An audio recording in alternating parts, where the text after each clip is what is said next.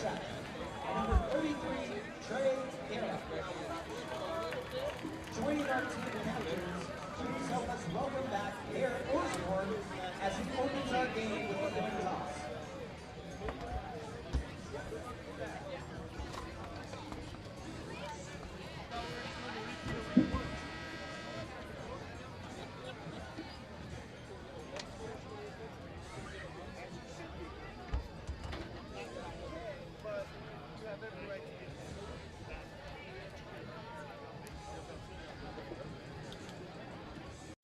Hey fans, thanks for tuning in. I'd like to tell you about a new program called Varsity Weekly. It's a weekly sports recap of sports and events from our amazing broadcast and production team here at the Varsity Sports Show. We were looking for a way to bundle all of the great things our team does throughout the week into one 20-minute program each week, and here it is. We will also feature a special Southern Arizona report from a few of our talented journalists in Tucson.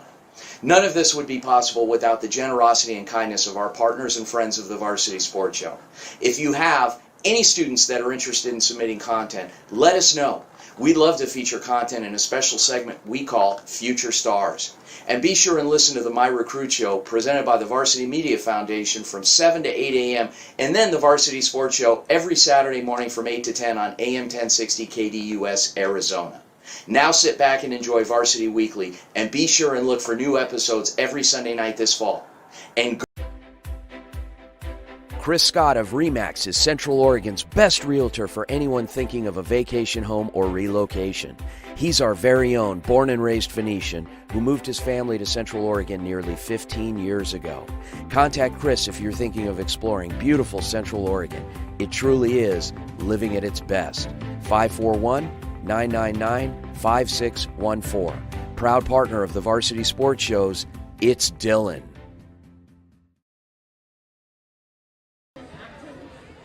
Ladies and gentlemen, welcome to the jungle at Jaguar Stadium, home of the Canyon View Jaguars.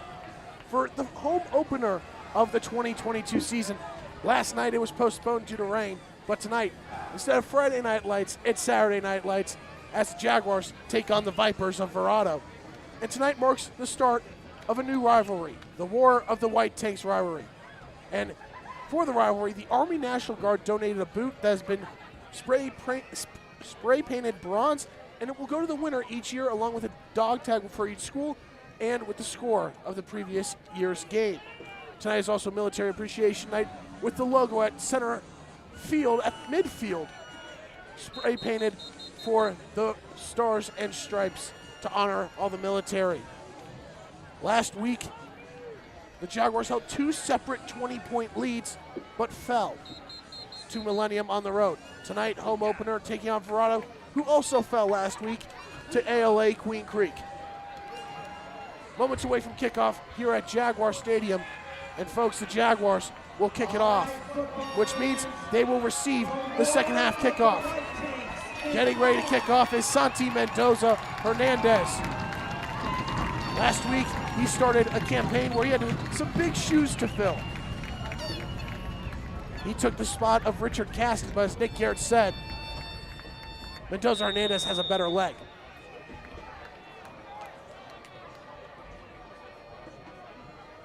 Moments away from kickoff, and we are off here at Jaguar Stadium. A short kick, hauled in around the 13-yard line. Return taken up towards Verrado's sideline, has some room to run. It gets tripped up around the 30-yard line, and that's where Verrado will take over with their star quarterback, Eric Santiago. Last week, 217 yards and 3 touchdowns. Talking with Coach Dustin Johnson of the Vipers earlier this week, he emphasized that they rely on him and that he is the guy for the offense. I'm Ryan Blank, and I'm on the call alone tonight as Stos Zafiropoulos is not with me. Saturday Night Lights, anew for Canyon View football. Santiago in the backfield, and the whistle from the head ref.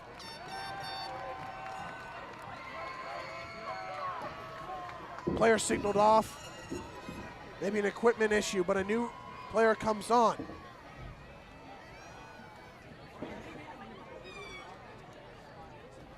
Coming onto the field is number 2, Christian Taylor. He'll be lined up right on the bottom of your screen. Santiago takes a step, looking to pass. Quick curl route is incomplete. Looking for his receiver on a quick curl and off of his hands. The Canyon View defense last week stepped up, got tired and allowed 42 points, but also had 2 touchdowns of their own from Keegan Landis and Jadis Holloway. Let's not forget about Jesse Rocha and his impact. First play of the game last week, had an 80-yard touchdown pass on a little trickery from the Jaguars. Second down and 10 from the 30-yard line.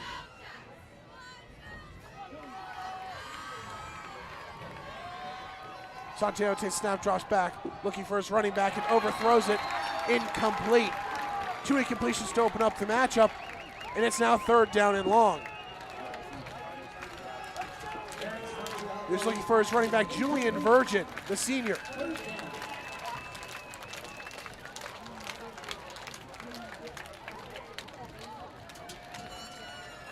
Third down and 10 from the 30.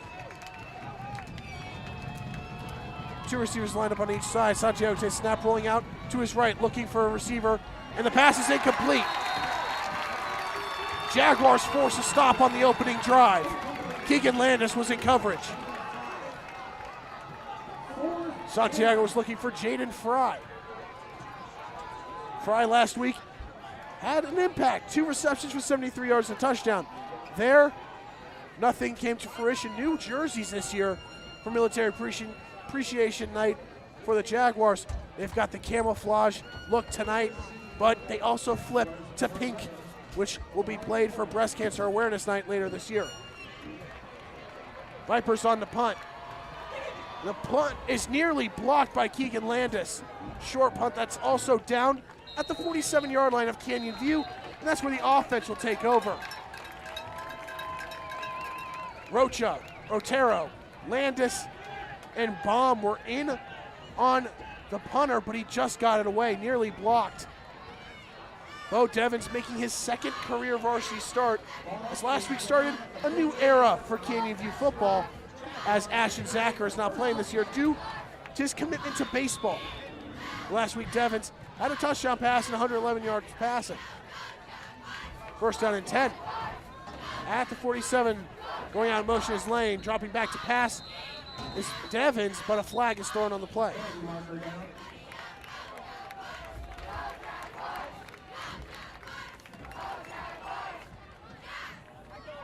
Offsides on the Vipers. That'll move the Jaguars up into Verrado territory at the 48, and it's 2nd down, and it's 1st down and 5, not 2nd down.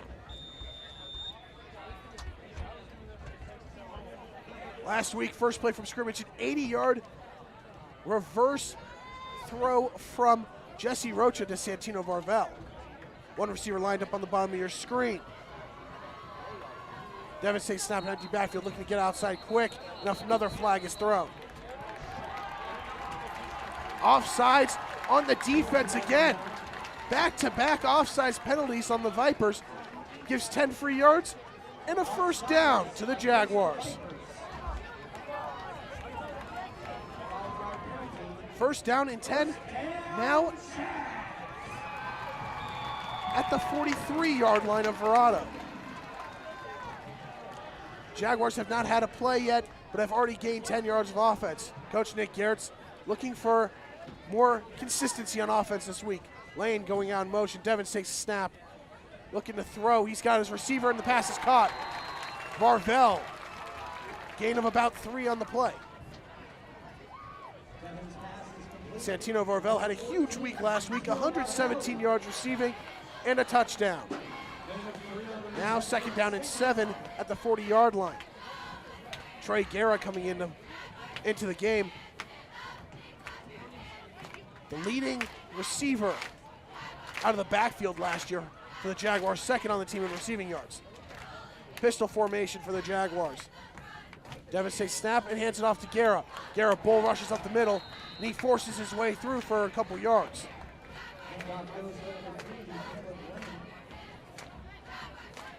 3rd down and 5 at the 38-yard line coming up.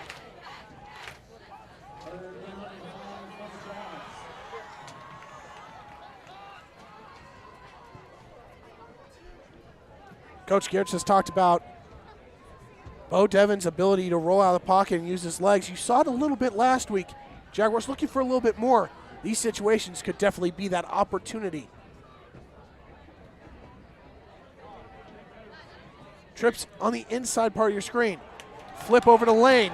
First down and more for the Jaguars. Breaks a tackle and is tripped up around the 28-yard line. Little speed option there from the Jaguars. You saw Devins take off, had a guy, attracted a defender and pitched it back to Lane, who took care of the rest. A 10-yard gain on the play for the first down. Now first down and 10 for Nick Garrett's offense. 9:55 remaining here in the first quarter. Pistol formation once again. Trips to the left. Devin says snap. Rolls out to his left. Looking downfield. Has a receiver. The pass is caught. Quincy Jenkins makes the catch.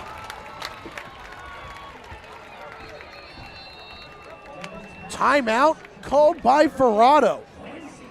Dustin Johnson sees something he does not like.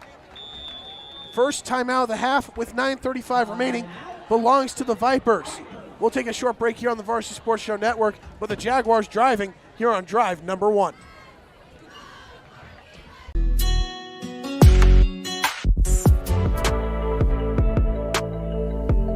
All right, Max, so on the daily routine, what our day looks like is obviously we go to school in the morning.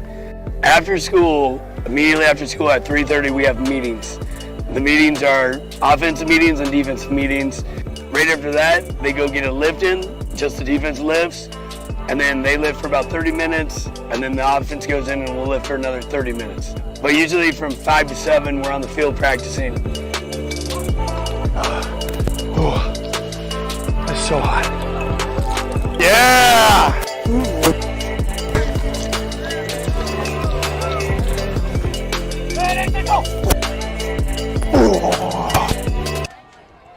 Back here on the Varsity Sports Show Network, second down at 1 for the 9-yard completion to Quincy Jenkins. Quick pass now over to Lane for a screen. He's got the first down up near the 15-yard line. Talking with Coach Gertz before the game tonight, he emphasized getting the ball to his playmakers, including Varvel, Caleb Lane, Quincy Jenkins, but also Santino Varvel in space and let the athletes do their job. First down and 10 at the 15-yard line, now inside the red zone. Pistol formation once again. Same look, got trips to the left on the bottom of your screen with Varvel out wide at the top. Gehrig now goes in motion. Handoff goes to Lane, and he is brought down for a loss.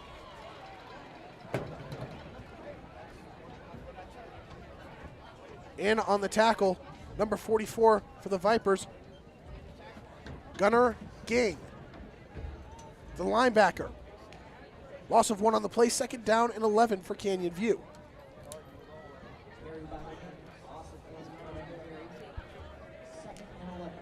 Approaching 8.5 minutes remaining in this first quarter.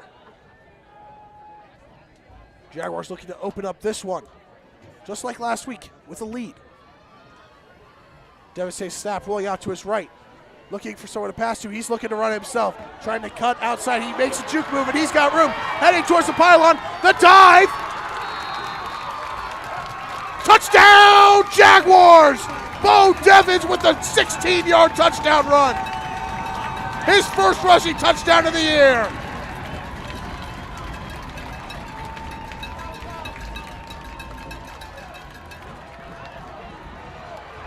Coach Gertz emphasized the ability for Devins to use his legs, and there has nobody to throw to.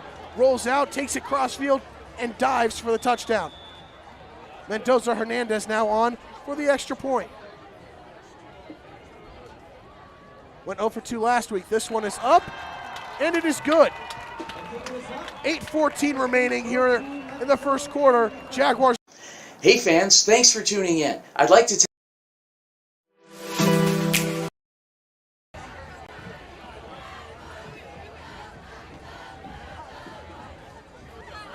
At least on the Canyon View side of the stands, it is packed for the home opener, despite it being a Saturday night.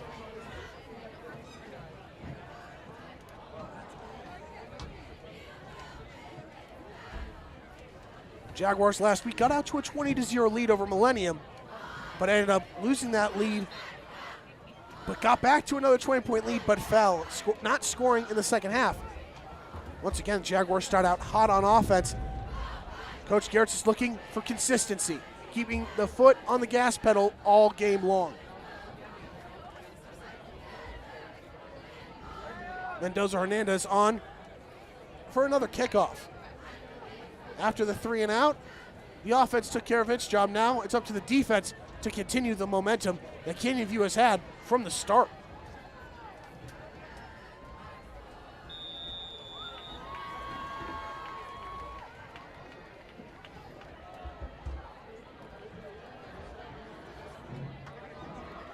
The kick is off from Mendoza-Hernandez, hauled in around the 5-yard line. Taking it up the middle of the field, trying to cut outside. Has a little bit of room as the return man, but he evades a tackle and is tripped up around the 33-yard line. On the return, it was number 21, Eric Rueda. Looked like the Jaguars had him, but he slipped out. Was able to get up near the 34-yard line.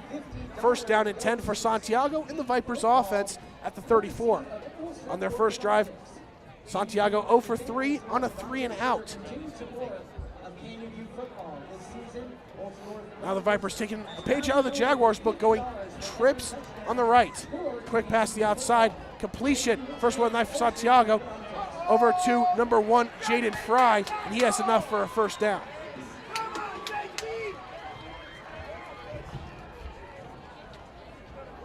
Gain of 12 on the play. Talking with both coaches this week, Johnson and Gerritz are friends. They coached together in the past, and now they face off against each other for the first time between Canyon View and Verrado. Wildcat. Santiago hands it off. Going to Virgin, and he gets up near midfield before being brought down. In on the tackle, number 55, Trey Baum.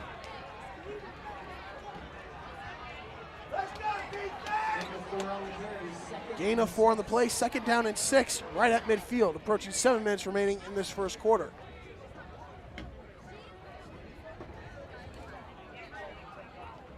Last play, Santiago lined up under center for the first time tonight. Both teams very involved in shotgun offenses. Quarterbacks don't line up under center very much. Second down, 6, pistol formation. 2 receivers at the top of your screen. Rolling out to his left, now pitching it is Santiago. He connects with number 9, Damian Sandoval, and he pushes up near the first down marker. Gain of about 4 on the play.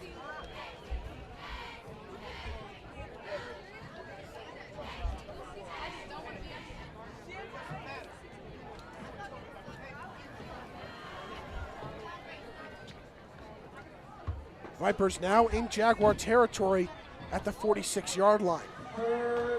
Third down and 2. Let's go student section. We practiced this yesterday. Jaguars looking to potentially force another punt.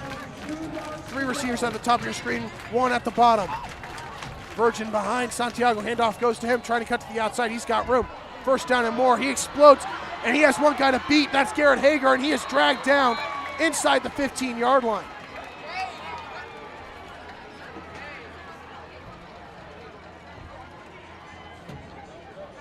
Huge gain on third down.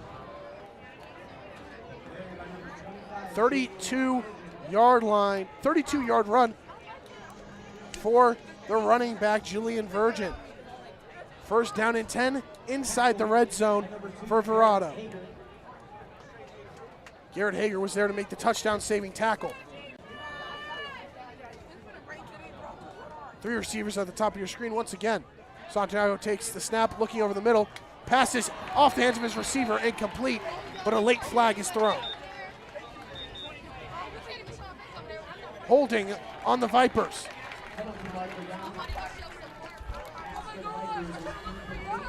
So far, discipline becoming an issue for the Vipers early on. 3 penalties.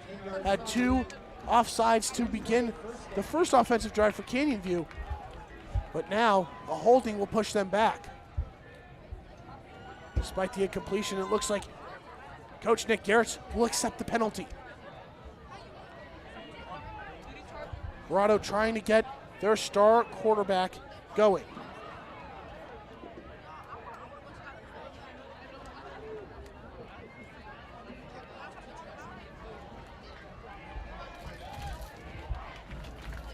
First down and 21.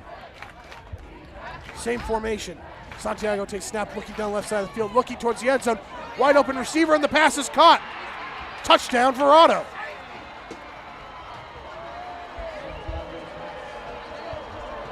Juan Virgin making the catch.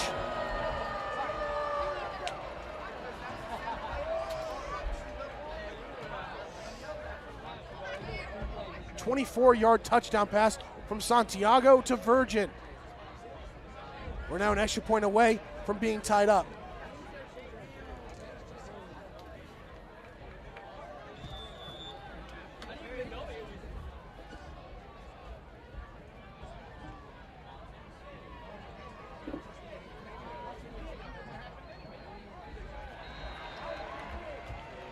Extra point is no good. 5:29 remaining in this first quarter. Jaguars still own a 1-point lead, 7-6. The kick from Gio Bonessi was no good. Jaguars will soon get the ball. Offense start hot, looking to maintain that momentum. We're going to go to a quick break here on the Varsity Sports Show Network. When we come back, Jaguars get the ball back.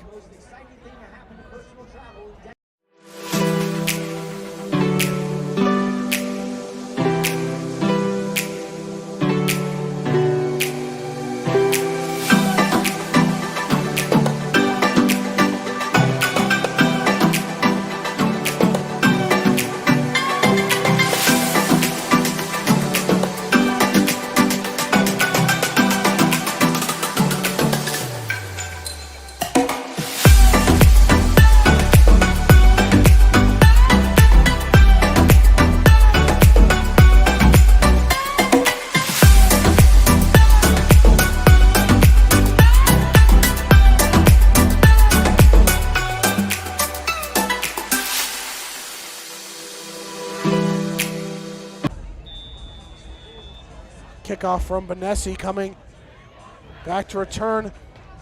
Damari Colbert along with number 18 for the Jaguars, Aiden Lang. Kickoff is sent deep. Lang will haul it in around the 3-yard line. Looking to cut outside towards the near sideline, breaks a couple tackles, has some room, trying to get to the sideline. He does, but is brought down close to the 30-yard line.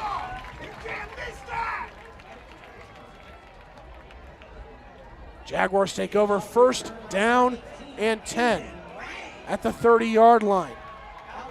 Return of about 27 yards.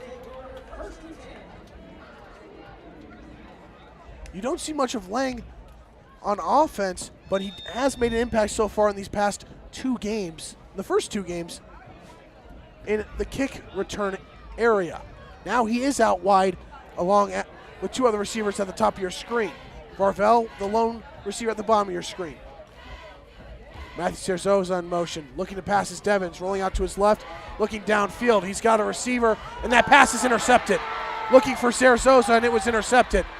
Returning it, and now into KVU territory, has room down the field, has a couple guys to beat. It looks like it's up to Devins, and Devins takes him out inside the 5-yard line, but not before getting there. For a touchdown is Verrado. Devins took out the lead blocker, but number 21, Eric Rueda, intercepted the pass and took it for a pick 6. Second interception of the year from Bo Devins, and just like that, Verrado has its first lead of the night. Devins looked to take out the one guy, and he did, but it was not Rueda. Looks like Verrado will go for 2. Santiago coming out.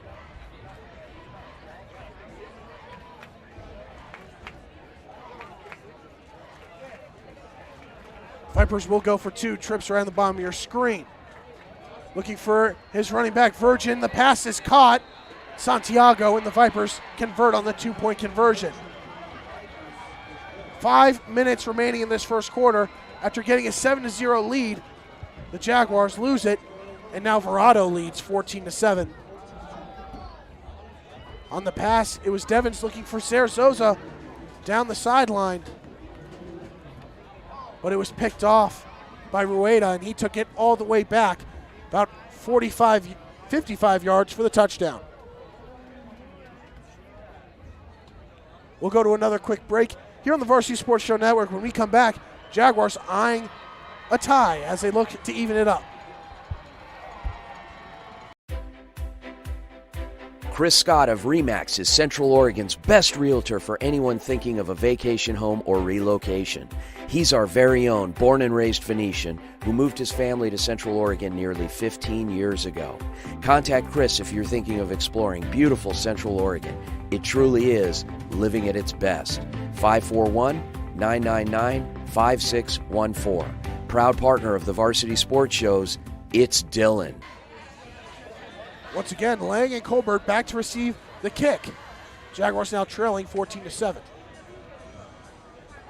Bonessi's kick is sent deep. Once again, Lang will haul it in, this time around the 2-yard line. Taking it up, looking to cut outside, now cuts up the middle. Has a little room to run, now looking to get outside, and he is brought down around the 31-yard line. Return of about 29 yards from Lang. So far, 2 successful kickoff returns. Now the Jaguars looking to right the ship on offense. First down and 10 at the 31 for Devins in the offense.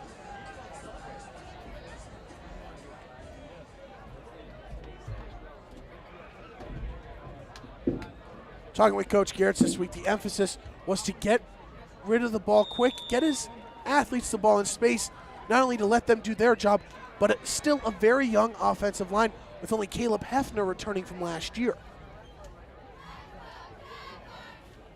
Pistol formation for the Jaguars. Guerra going in motion. Handoff goes to Lane. But it's fake. Devins takes it himself. He's got the first down and more. He's now inside Verrado territory, and he is dropped out of bounds inside the 30-yard line. Fake handoff turns into a huge gain for the Jaguars.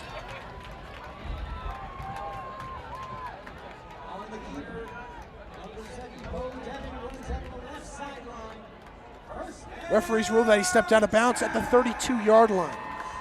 A 37-yard run for Bo Devins. 2 rushes on the night, 53 yards and a touchdown. Good run, Bo!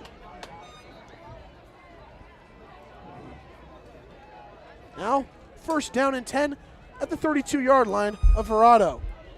Once again, you have that trips to the left at the bottom of your screen, with Varvel, the lone receiver, at the top of your screen. Single coverage as well. Devins rolling out to his right, looking downfield, looking for Varvel, and the pass is caught. Varvel with his second reception. The Jaguars are now inside the red zone with a new pair of downs.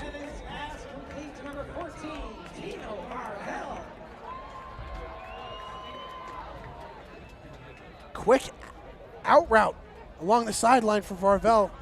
A route that Garrett's in the offense use a lot. First down and 10 at the 19-yard line.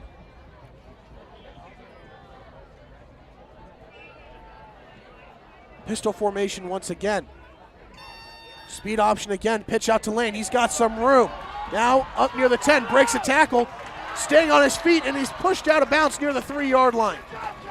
First down and goal for the Jaguars. The speed option is working for Canyon View. Helped them convert on a 3rd down. Now has set up first down and goal inside the 5-yard line. Last week, the rushing attack was very much limited, under 30 yards rushing as a team. Last year, Matthew Flores averaged over 100 yards per game. Big storyline was how would they replace it? First down and goal from the 3-yard line. Guerra in motion. Devins takes the snap, hands it off to Lane. Pushing forward, getting up near the end zone. Waiting the call from the officials. and they mark him short inside the 1 yard line. Second down and goal coming up. Devins can't believe it.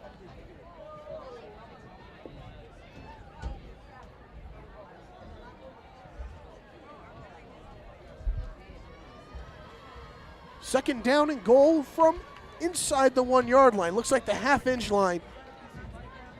3 receivers out wide at the top of your screen with Guerra lined up on the line.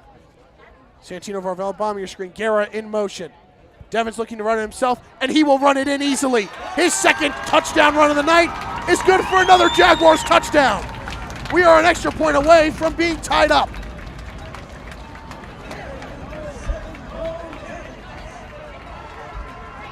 Bo Devins using his legs and using them well. 3 rushes, 2 of them for touchdowns. The other one good for 37 yards. Last week, Mendoza Hernandez went 0 for 2 on extra points. Tonight, he made the first one. Looking to tie it up here.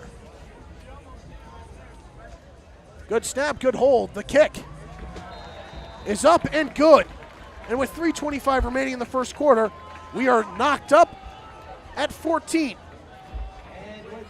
Jaguars responded quick on the first play of the drive. It was Bo Devins faking a handoff, taking it 37 yards inside the 35-yard line of Verrado, and then he used his arm, getting it to Varvel, and now it is tied up following another touchdown run. We'll head to a quick break here on the Varsity Sports Show Network. Game tied up at 14. Hey guys, Vince here to talk about Angel Dentistry. It's where my wife and I have gone for over 10 years, and we trust them with our routine and extensive dental care because they care. Dr. Amber Angel is an Arizona native, born in the town of Miami, and has been practicing in the Valley over 20 years. For general to comprehensive dental services, call 602-788-2008. Located off of Cave Creek Road just north of the 101 in North Phoenix. Angel Dentistry, proud supporters of our young people and proud partners of the Varsity Sports Show.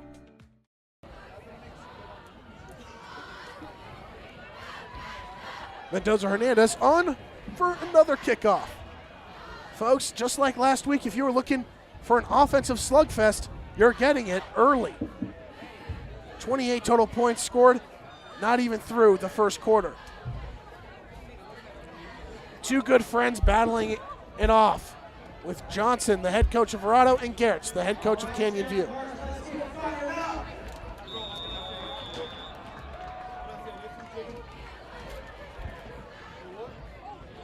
Back to return deep is Rueda. He had the pick 6 earlier. The kickoff from Mendoza Hernandez is hauled in around the 3-yard line by Rueda.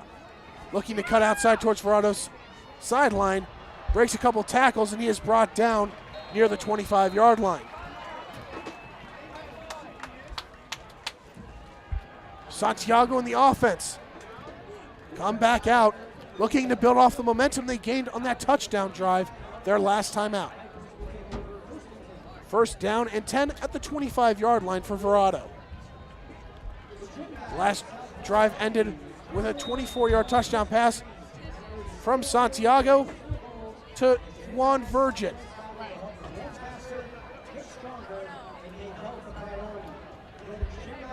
Gave you defense after getting a 3 and out on the first drive, looking to replicate the success that they had on that drive.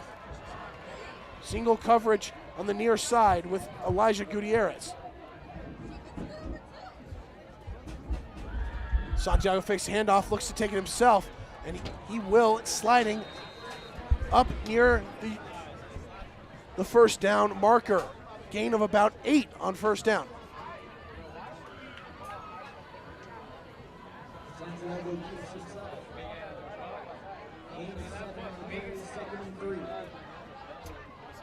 Official gain of 7 on the play, second down and 3. 2 backs alongside Santiago in the backfield. Handoff goes to Virgin. He is stopped at the line of scrimmage. Landis in on the tackle, along with number 48, Nathan Washburn.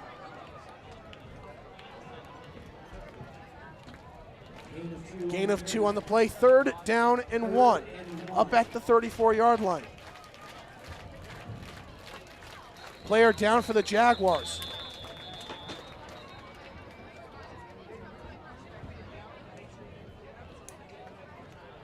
The injured player was number 52 for Canyon View.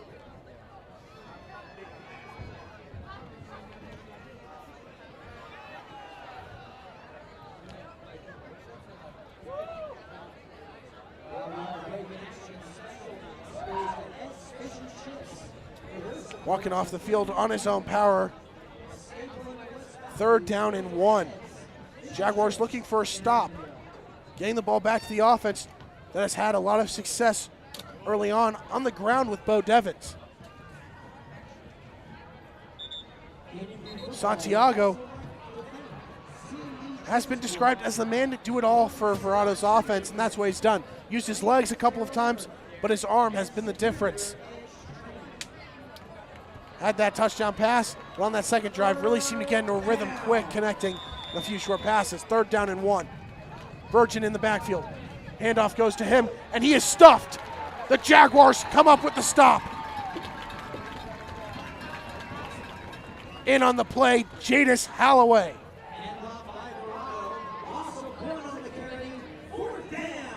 Loss of 1 on the play, 4th down and 2. Santiago and the offense likely coming off the field.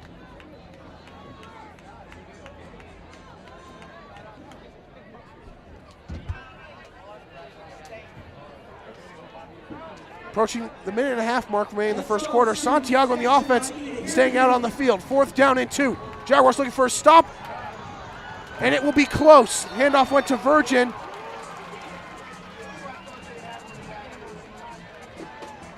And he has just enough.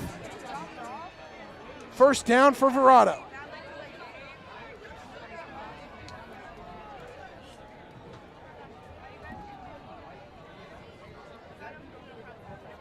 Gain of 2 on the play, just enough for a new set of downs. Now, 1st down and 10 at the 36 for Verrado. Santiago back in the shotgun. Taking the snap, rolling out to his right. Throwing on the run, he's got a receiver, that's Benessi. And he is knocked down close to the line to gain for a 1st down.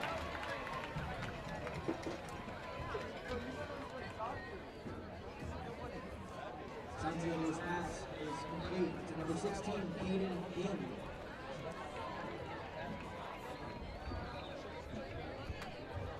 Gain of 8 on the play, 2nd down and 2 at the 39-yard line. 44-yard line.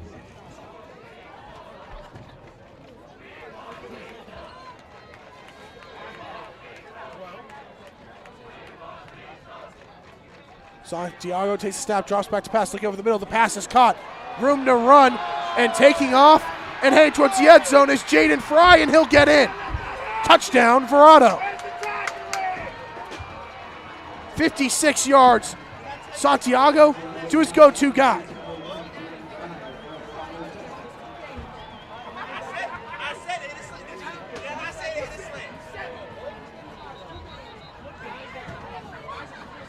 45 seconds remaining in the first quarter, and the Vipers regain the lead.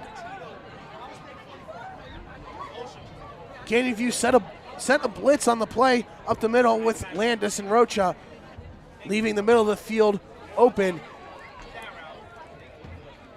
And Fry took advantage and took it all the way for a touchdown. Referees coming together to discuss.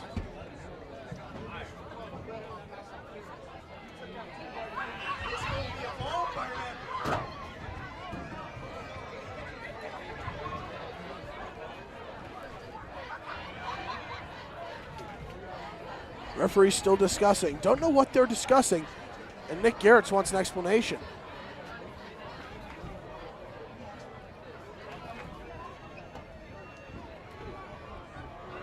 Touchdown will stand, but after the play, personal foul will go against Verrado.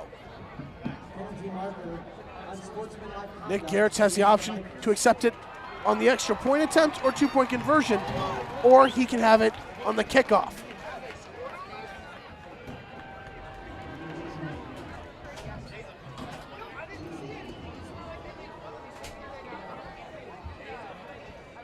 Verrado's offense still out on the field.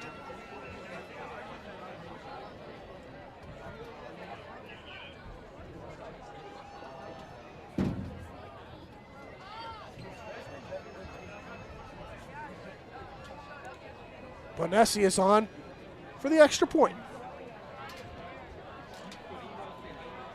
Canyon View will accept the penalty on the kickoff. After missing the first extra point attempt, Bonessi looking to extend the lead to 7. Taking a big, deep breath. The extra point is up and blocked. Canyon View jumps on it.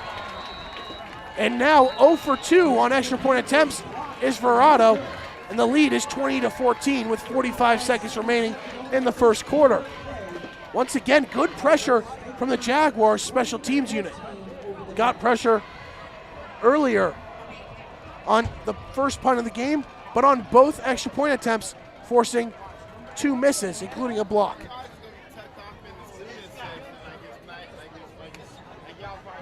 Canyon View looking to continue the momentum on offense. Bo Devins has done a lot with his legs. 3 rushes and has 54 yards, but 2 of those rushes are good for touchdowns.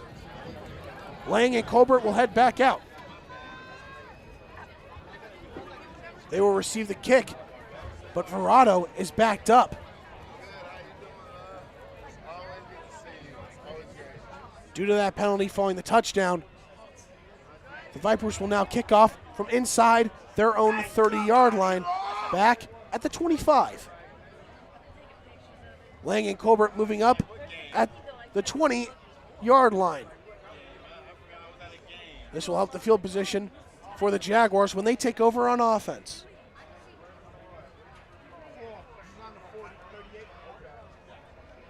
Bonessi has done a good job sending his kickoffs deep, as Lang has returned both of them from inside the 5-yard line.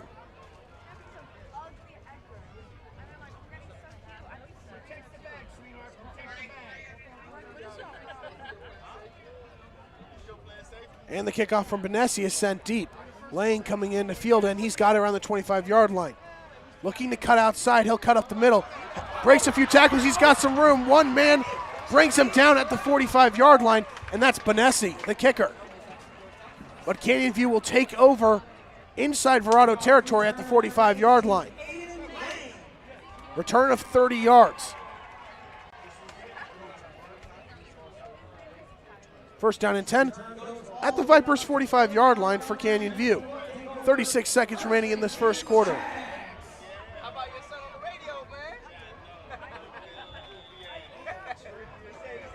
The only blemish on offense so far tonight was the interception that was returned for a touchdown earlier in the quarter.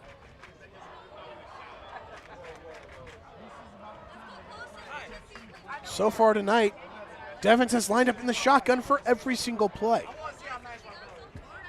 Takes a snap, pitch over to Mari Colbert, trying to cut outside. Stiff arms the defender and has some room to run, and is stepped out of bounds around the 39-yard line.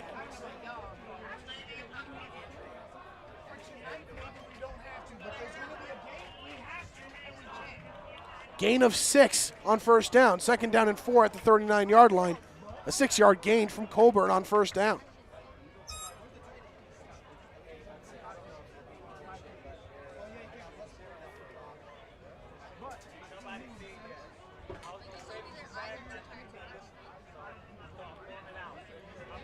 Pistol formation once again. Lane lined up behind Devins. Garrett goes in motion once again. Handoff goes to Lane, rushing up the middle. He gets close. Gain of about 1 or 2, setting up third down and short.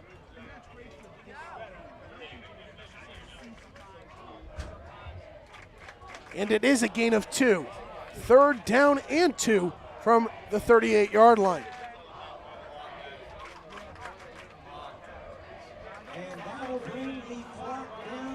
And that is the final play of the first quarter. Nick Garrett's pumping up the crowd as tension's starting to rise in a new rivalry. You would think that from so far tonight, this rivalry has been stemming for years, but tonight is the first night and the first game of the rivalry. Through the first quarter, Jaguars trailing 20-14. We'll take a quick break here on the Varsity Sports Show Network. In 2019, the JV Sports Show podcast began with the idea of spotlighting young people in our community. In time, that podcast evolved into radio, television, and live stream, and through that evolution, new ideas have enhanced delivery, giving a stage to students both in front of and behind the microphone in Arizona and beyond. Thank you for supporting the Varsity Sports Show, now the Varsity Media Foundation, a 501c3 educational organization. Moments away from the start of the second quarter here at Jaguar Stadium between the Vipers and the Jaguars. First quarter was full of action as Verrado owns a 20-14 lead. Jaguars got out to an early lead, 7-0, but back-to-back touchdowns, including a pick six for Verrado, gave them the lead. But Bo Devin scored his second rushing touchdown of the game, cutting the lead and tying it at 14 before a 56-yard touchdown for the Vipers. Now, Jaguars inside Verrado's 40-yard line. It is 3rd down and 2. Sarzosa now in the backfield, lined up behind Devins. The bruiser, as Nick Gertz has described. He and Guerra, the two big guys, run the ball. 3rd down and 2. Devins takes a snap and dropping back to pass, facing some pressure, looking to run. Escapes a sack, throws it, and he's got the completion to Sarzosa. Toe taps the line and evades a few defenders before being brought down inside the 20-yard line. Bo Devins using his legs to extend plays and finds an open receiver.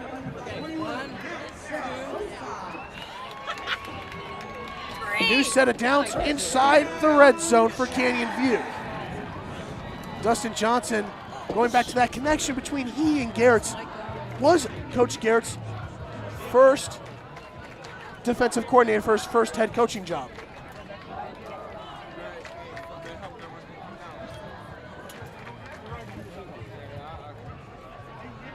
First down and 10 at the 17-yard line.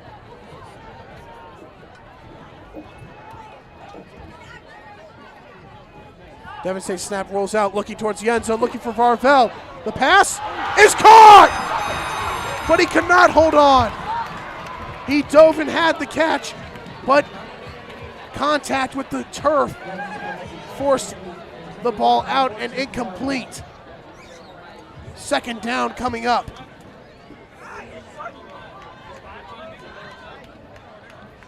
Jaguars take their shot at the end zone, but fall short.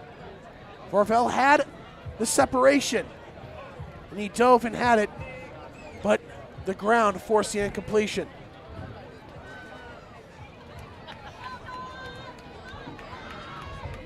Second down and 10 at the 17-yard line.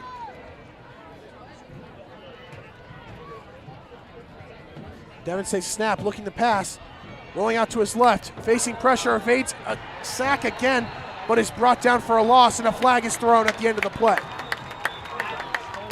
Looks like it will be a late hit against Verrado as Devins was down. He was tackled once again.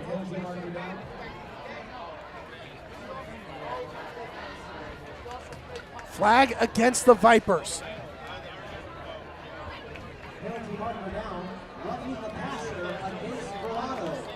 Late hit and roughing the passer. Those two go hand in hand at times, and it goes against Verrado. New set of downs coming up for the Jaguars, half the distance to the goal. It's now a first down and 10 at the 11-yard line.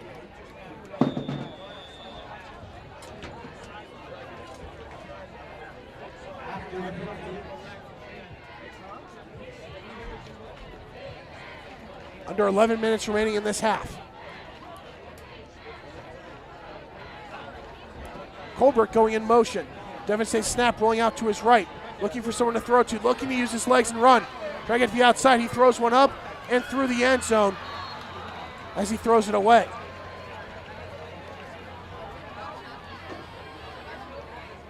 Pressure starting to seep in to Devins in the backfield, having to use his legs to extend plays, and that pass falls incomplete.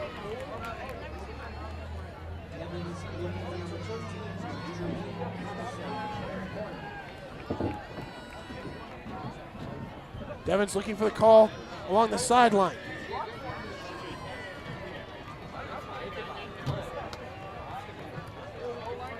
Confusion along with the chains on the sideline saying it's 4th down.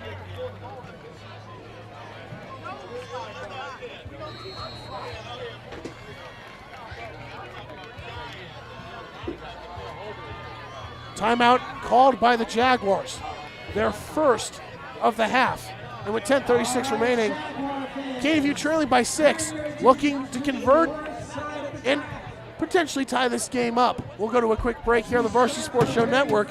When we come back, Jaguars driving and deep in the red zone. Founder-level sponsors, the Kristen Graziano Group with HomeSmart Elite, are proud to be Saguaro alumni, community advocates, and your hometown realtors. The Kristen Graziano Group is ranked in the top 1.5% of real estate teams nationally, and your top-selling team right here in SaberCat territory. The Kristen Graziano Group can currently be seen on the Emmy-nominated TV show Selling the Valley of the Sun. When you're ready to buy, sell, or want to know the value of your home, reach out to the group that knows the neighborhood, the Kristen Graziano Group.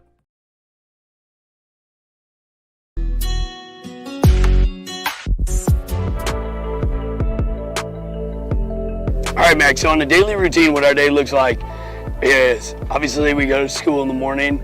After school, immediately after school at 3:30, we have meetings. The meetings are offensive meetings and defensive meetings. Right after that, they go get a lift in, just the defense lifts, and then they lift for about 30 minutes, and then the offense goes in and we'll lift for another 30 minutes. But usually for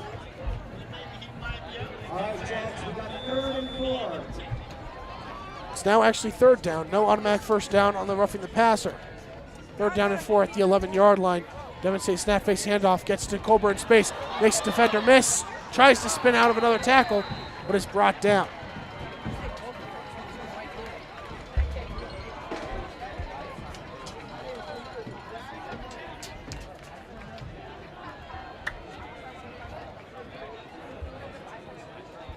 And it's a turnover on downs, the refs say.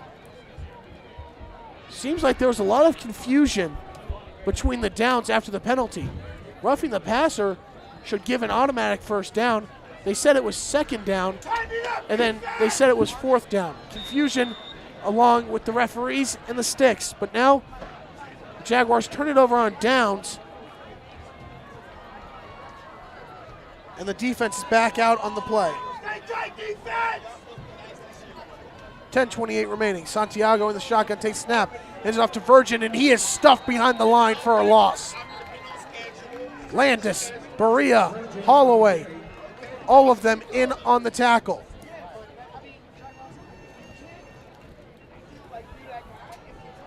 Loss of 2 on the play. 2nd down and 12 coming up.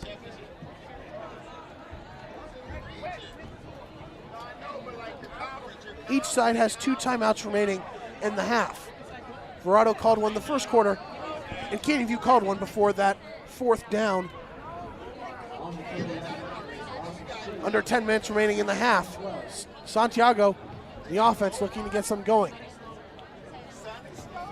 Santiago takes snap, quick screen. He hits his receiver. He gets up near the 20-yard line.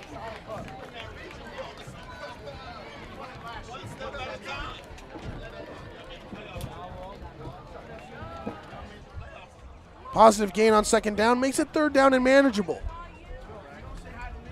All right, student section, 3rd down.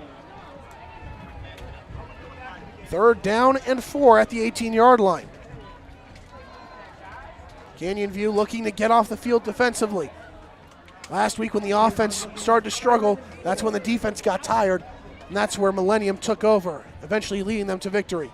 Receiver goes in motion. Santiago takes snap, looking to his left side. He's got a receiver. The pass is caught. That's Fry. He's got the 1st down and more.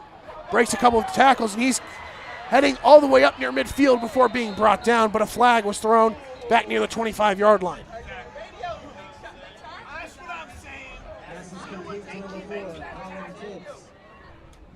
Penalty marker down.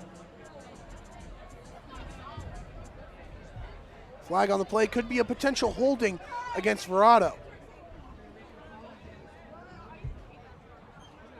Awaiting the call from the head official.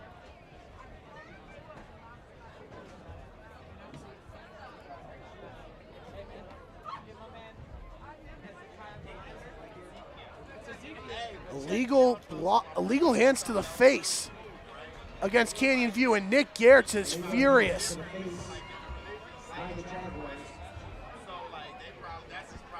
And penalties declined. Gertz is screaming at the official First down. along his sideline, the side judge. He thought there should have been a holding call, but instead his team gets dinged.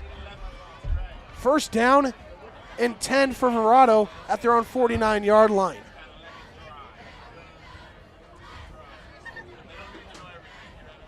First and 10 Verrado from the 49. First penalty against Canyon View tonight comes on that last play. Penalties were an issue for both sides last week.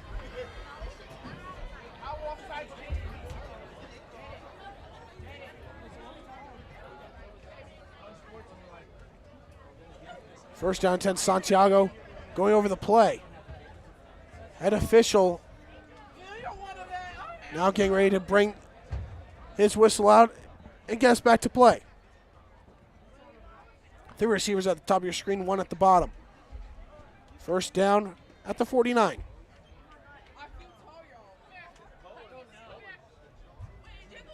Santiago and Virgin still trying to get on the same page in the backfield.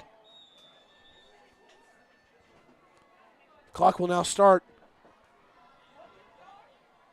Trips to the right. Santiago drops back, looking to his right, looking downfield. The pass is up, and it is incomplete. Broken up by Brendan Suey. Incomplete.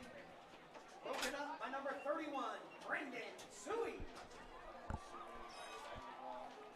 Dustin Johnson wanted a penalty against Suey, claiming he did not make a play on the ball, not turning his back. But second down and 10 at the 49 coming up for Verrado.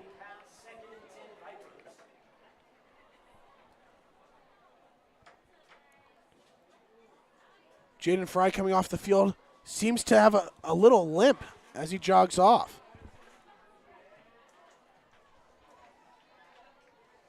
Still 20-14 between the two teams. That's how the first quarter ended. No scoring so far here in the second. 2 receivers on each side. Santiago drops back, looking to his left, now going over to his right. Looking over the middle field, the pass is caught. Receiver makes a juke move and takes it up near the 35-yard line. First down for Verrado. Colin Tibbs on the catch.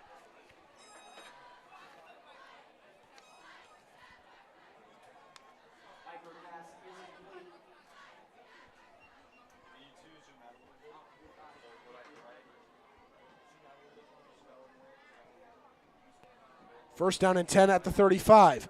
Verrado driving once again. Defense starting to get tired. Pitch goes outside to Virgin. Trying to cut to the outside, and he is brought down after a short gain.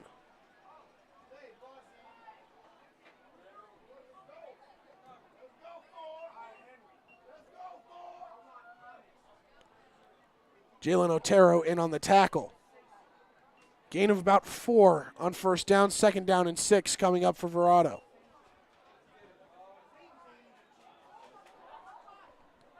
Verrado has heavily used the arm of their star quarterback, Eric Santiago, but now using the run game a little bit more with Julian Virgin.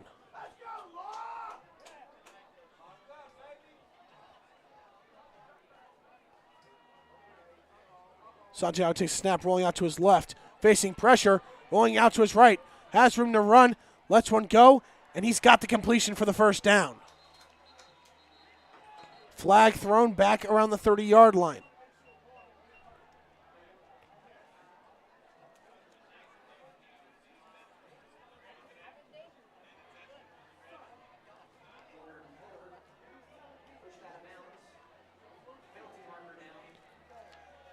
Catch was made by number 16, Caden Jing.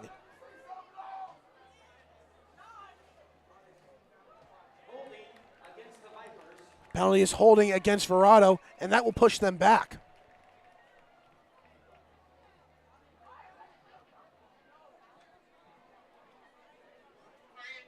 Canyon View wanted a holding call back on that big catch from Fry earlier that got them close to midfield, but they didn't get it. This time, holding is called against the Vipers, pushing them back and erasing that first down gain on the play.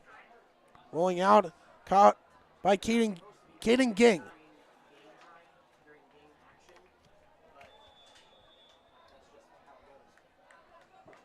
Second down, now back at the 40-yard line. Second down and 19 coming up.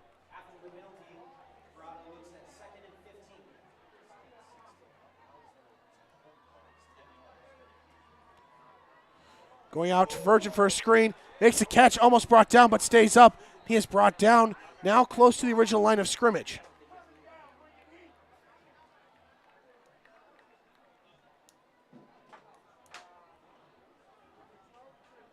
The officials mark him down on the initial hit. Thought he stayed up on his feet, but his knee hit the ground. So now it's third down and long. Third down back at the 44-yard line. Third down and 18.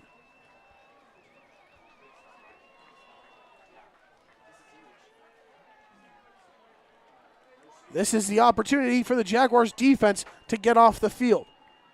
Santiago has had success throwing downfield, including that 24-yard touchdown pass back in the first quarter. Two receivers on each side. Jaden Fry now goes in motion. Santiago takes a snap, deep drop back, rolling out, and a flag is thrown. That will be holding against Verrado. Now looking to run is Santiago before he dips out of bounds. And the call is holding against the Vipers. You saw the right tackle for the Vipers throw a Canyon View defender down. Looked like it was Trey Baum by his jersey, so holding is called.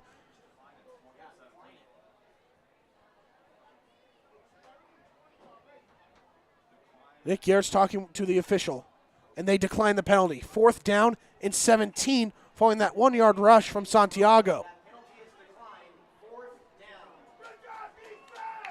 The defense comes up with a stop.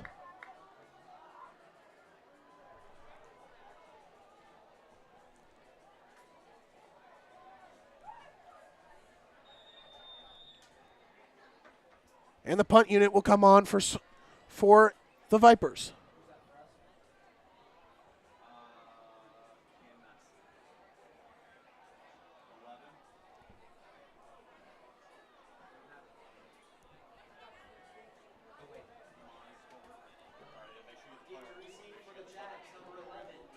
Back to return the kick around the 10-yard line is Damari Colbert.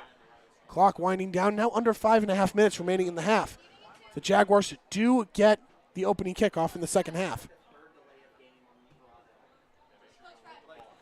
And the punt is off.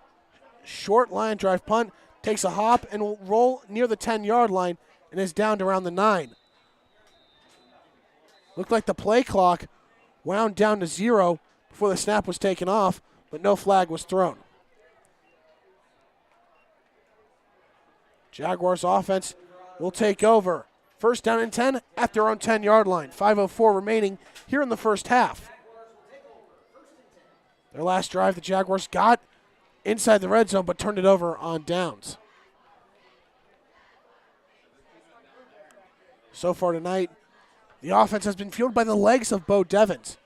Whether it has been a 16-yard touchdown run, a 1-yard touchdown run, or a 37-yard gain on a run, or just using his legs to extend plays, Bo Devins has done a lot. Garrett goes in motion on first down. Handoff goes to Lane, cutting up the middle, has some room to run, and is brought down around the 16-yard line. The run game definitely improved from last week as a team held to only 19 total yards. 6-yard gain on the play. Second down and 4 coming up for Canyon View.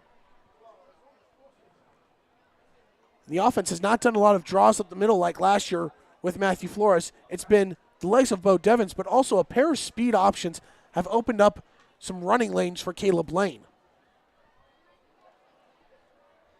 Guerra once again goes back in motion. Speed option once again. Feeling pressure is Devens, and he throws it away. That time, Verrado had the speed option sniffed out with multiple defenders guarding either Devens, who could run it, or Lane.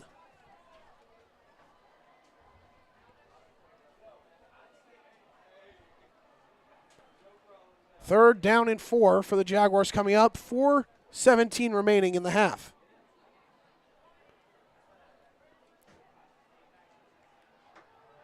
The offense looking to extend the drive. Otherwise, it'll be a punt deep inside their own territory.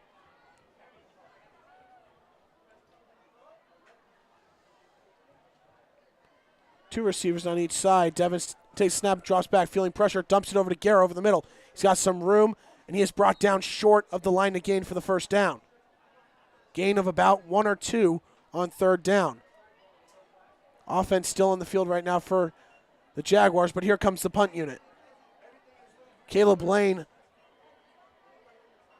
feeling some pain as he gets to the sideline, now being attended to by trainers.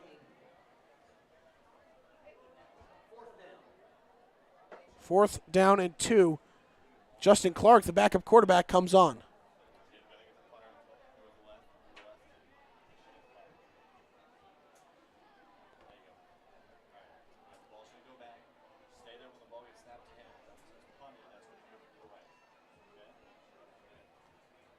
Punt from Clark. Line drive sent deep and is hauled in and bobbled, but picked up by Verrado around the 48-yard line. Makes a couple defenders miss.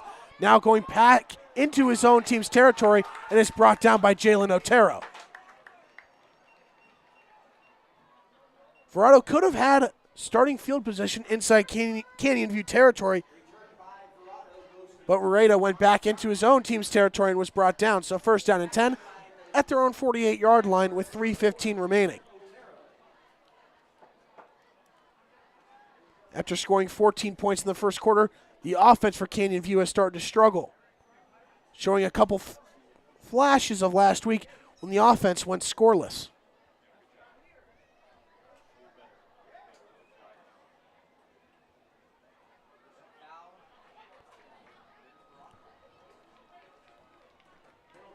Penalty thrown late on the play. Head official coming to make the call.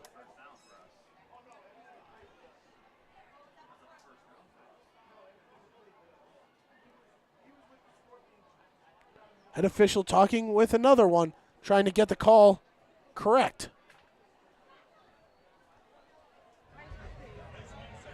As it stands right now, first down and 10 at the 48-yard line for the Vipers.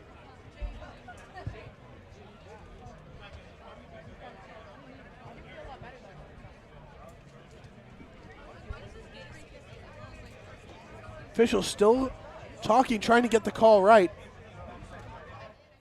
The Jaguars now antsy for a call, thinking it could lead to a first down.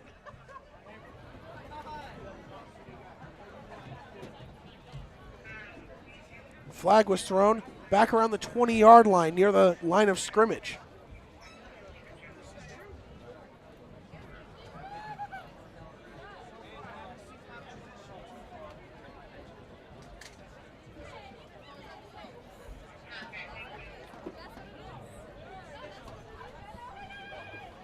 Nick Garrett's now having a talk with an official, and he seems angry once again.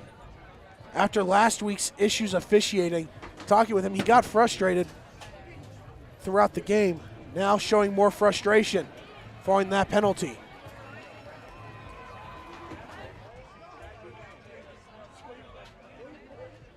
Looks like this penalty will back the Verrado offense up.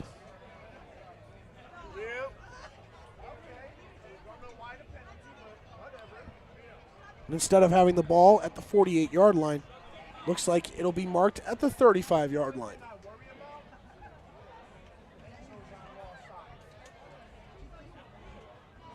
First down for the Vipers, and it will be back around the 33-yard line. Officials still trying to find the official spot for where they'll start the drive.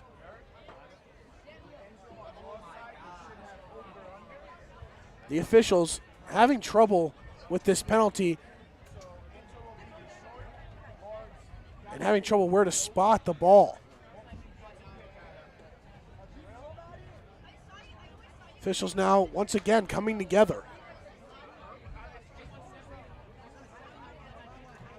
Seems like frustration on both sides. Ball moving even farther back now inside the 30-yard line. It will be first down and 10 at the 26-yard line. Penalty takes away 22 yards of starting field position.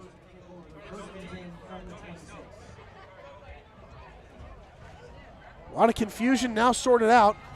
First down and 10 for Santiago in the offense. Two backs in the backfield alongside him. Handoff goes to Virgin. Breaks a tackle from Landis, now cutting to the opposite field, and he is brought down. Brendan Suey brings down Virgin along their line of scrimmage. No gain on the play. Second down and 10.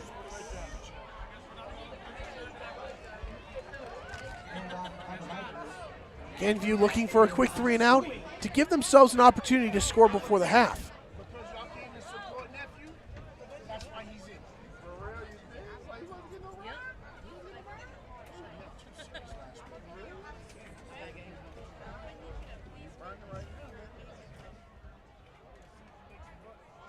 Approaching 2.5 minutes remaining in this first half. Trips to the left. Santiago looking towards the left, facing pressure, and now looking to run himself before he's tripped up.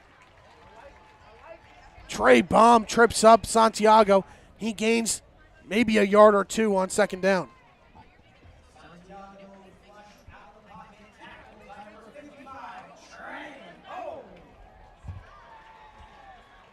Gain of 1 on the play, third down and 9.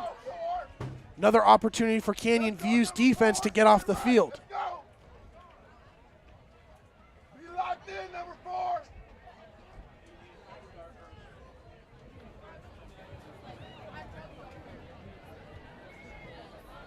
Clock slowly ticking down.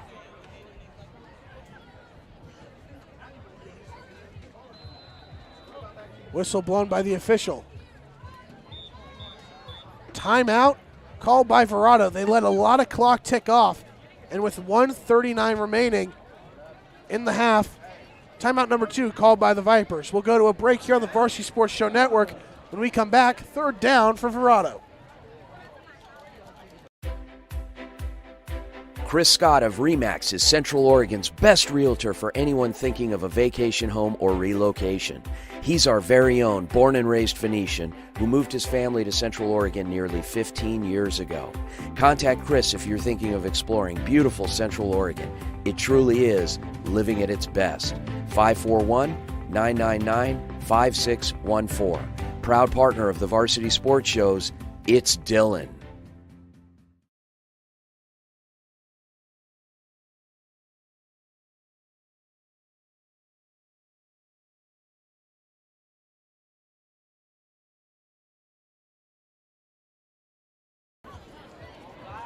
Calling the timeout, it will be third down and 9.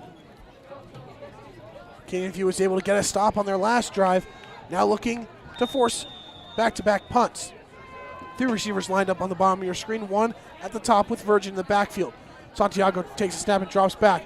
Looking down the field, he's got a receiver and the pass is caught. First down for the Vipers. Receiver was brought down around the 39-yard line.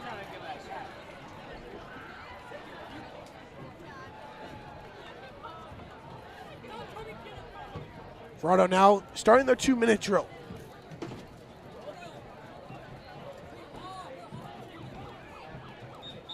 Flag thrown on the play. False start against the Vipers. That'll push them back 5 yards, making it first down and 15. Well, the ball will be placed at the 33-yard line.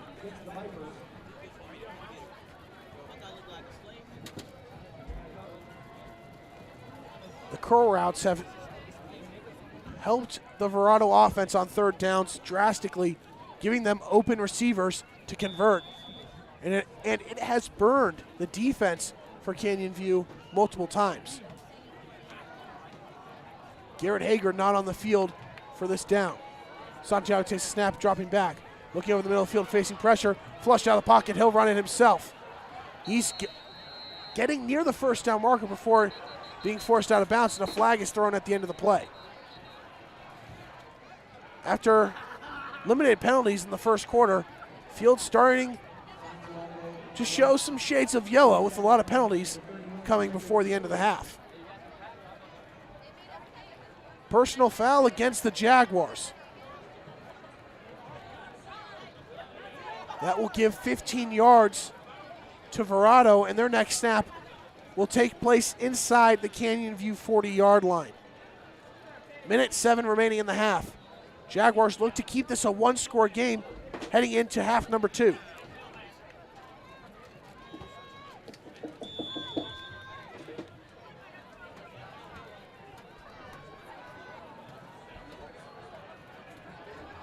.107 remaining. First down snap.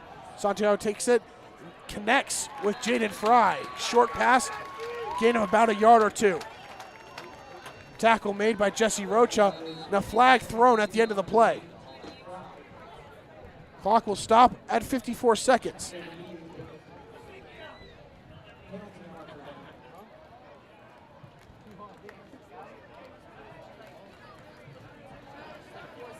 Officials discussing the call in the field.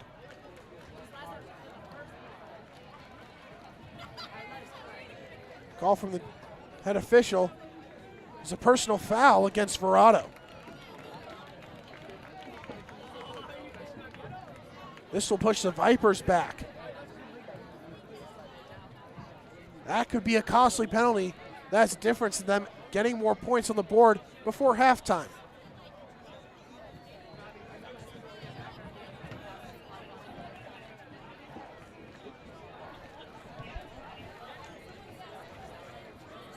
Still 54 seconds remaining in the half. Waiting for the officials to spot the ball following the personal foul against Verrado.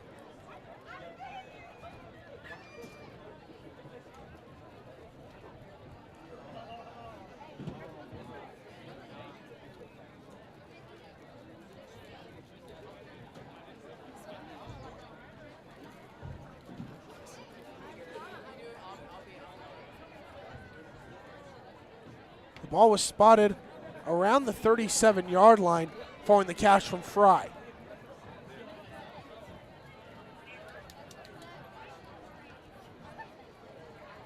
The penalty will move Johnson's offense all the way back towards midfield. And now inside the Vipers' territory, as it will be spotted at the 47-yard line. Clock now runs. Verrado looking to work quick. First down and long. Santiago takes a snap, looking to throw, and he is brought down for a loss. The Jaguars get pressure. Holloway, Berea, and Baum in on the sack, and Nick Garrett's running over to the official, calls his second timeout. 36 seconds remaining in the half. First sack of the night for the Jaguars. Now makes it fourth down. We'll take a short break on the Varsity Sports Show Network. When we come back, Jaguars looking to get the ball back. Hey guys, Vince here to talk about Angel Dentistry. It's where my wife and I have gone for over 10 years, and we trust them with our routine and extensive dental care because they care. Dr. Amber Angel is an Arizona native, born in the town of Miami, and has been practicing in the Valley over 20 years. For general to comprehensive dental services, call 602-788-2008. Located off of Cave Creek Road just north of the 101 in North Phoenix. Angel Dentistry, proud supporters of our young people and proud partners of the Varsity Sports Show. Chris Scott of RE/MAX is Central Oregon's best realtor for anyone thinking of a vacation home or relocation. He's our very own born and raised Phoenician who moved his family to Central Oregon nearly 15 years ago. Contact Chris if you're thinking of exploring beautiful Central Oregon. It truly is living at its best. 541-999-5614. proud partner of the Varsity Sports Shows, it's Dylan.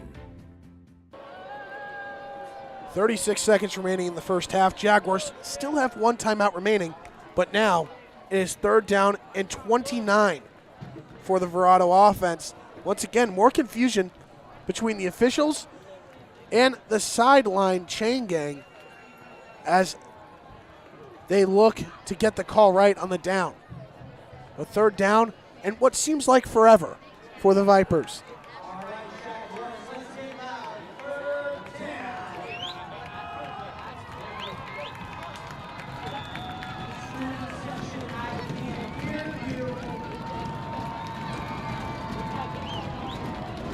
Jaguars just got their first sack of the night on 2nd down, finally bringing Santiago down after facing a lot of pressure. He's used his legs as well to extend plays. We got trips on the bottoms of your screen, one receiver up top. Santiago lining up under center. He'll toss it back to Virgin. Now the toss will go to the opposite side. Has room along the outside, and Keegan Landis with the open field tackle. Timeout called by Coach Garrett's. 28 seconds remaining in the first half.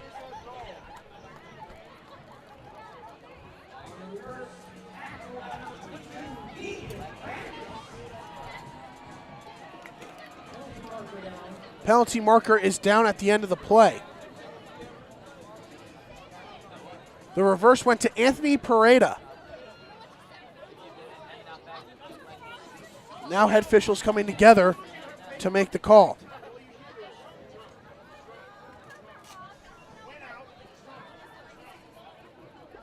End of the play, personal foul goes against Canyon View.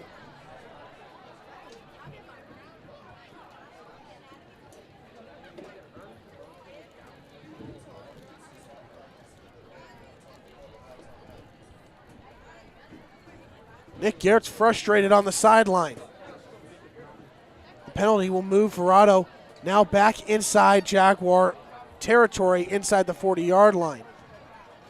Personal foul occurred after the play.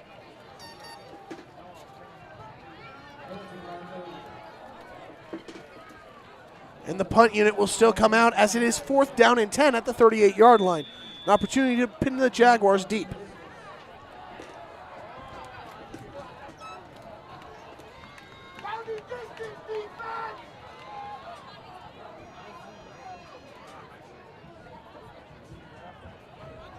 On to punt for Verrado is number 51, Travis Parker. And they will let the clock wind all the way down due to the penalty. And that will end the first half. Nick Garrett is frustrated as he tried to use his last timeout before the punt. The clock would run due to the penalty, but Garrett's is arguing with the officials that he tried to use his last timeout to save time. And he is furious.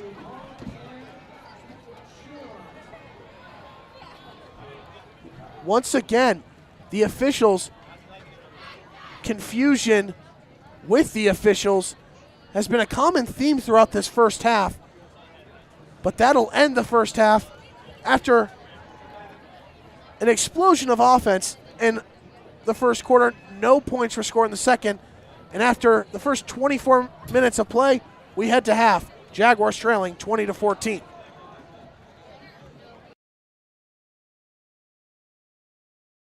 It's Military Appreciation Week, and we are trying to do our part to acknowledge all of the great things that people that have served and sacrificed for our country have done. And we're joined by local veteran, Marine Corps veteran, business owner, just an all-around great guy, Bob Jenkins. Bob, how are you, sir? I'm doing well, Vince. Good morning. Good morning. Bob, we've had you part of our program in the past. You've been a strong supporter of the Varsity Sports Show, and we appreciate that and this partnership. But we've also had you a part of our shows because you have an interesting story to tell. First of all, part of Military Appreciation Week, we want to hear your story in your military service. Now, you're obviously wearing a U.S. Marine Corps hat.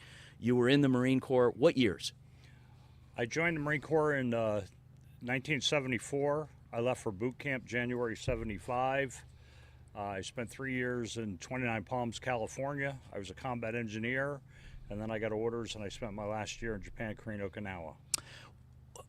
You grew up in the East Coast. You grew up in New York? Pretty much, yeah, in and around New York, Okay. Connecticut, Stamford, Connecticut, mostly. What was the mindset back then? Because 75, we're just coming off the Vietnam War. What made you decide to join? Couple of factors. One, my great uncle Charlie had been a Welsh coal miner, and he and my grandfather popped their heads out of the coal mine like a couple ferrets one day, came over to Canada, worked their way down into the U.S. And Charlie was a Marine in World War I. My dad was a captain in the Army. World War II, he was at the Bulge with Patton. My older brother had been drafted into the Marine Corps during the Vietnam War.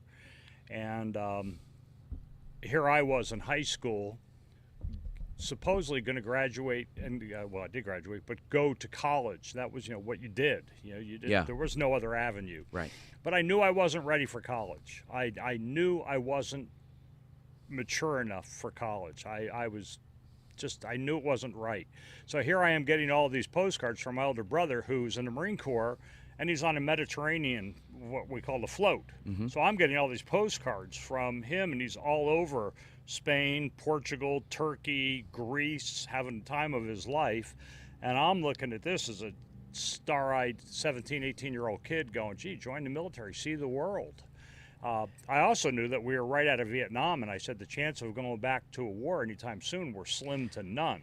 So you saw the glamour in it, and you thought, my God, I'm going to see the world. And Yes, instead, yeah. you joined the Marines, and they did send you to California, the starlets and everything, but it was a different part of California that people don't see. Where was that? Let me tell you, man, I got my orders in boot camp. The day we graduated boot camp, they handed me a manila envelope, and it was last name first. And I opened it up, and all I saw was California. And I'm immediately like top-down, convertible, Pacific Coast Highway. And I'm going, this is great. I'm going to California. Well, I ended up on a flight from Boston, got off in Palm Springs, opened the door of the hatch to the airplane, and there was a dust storm.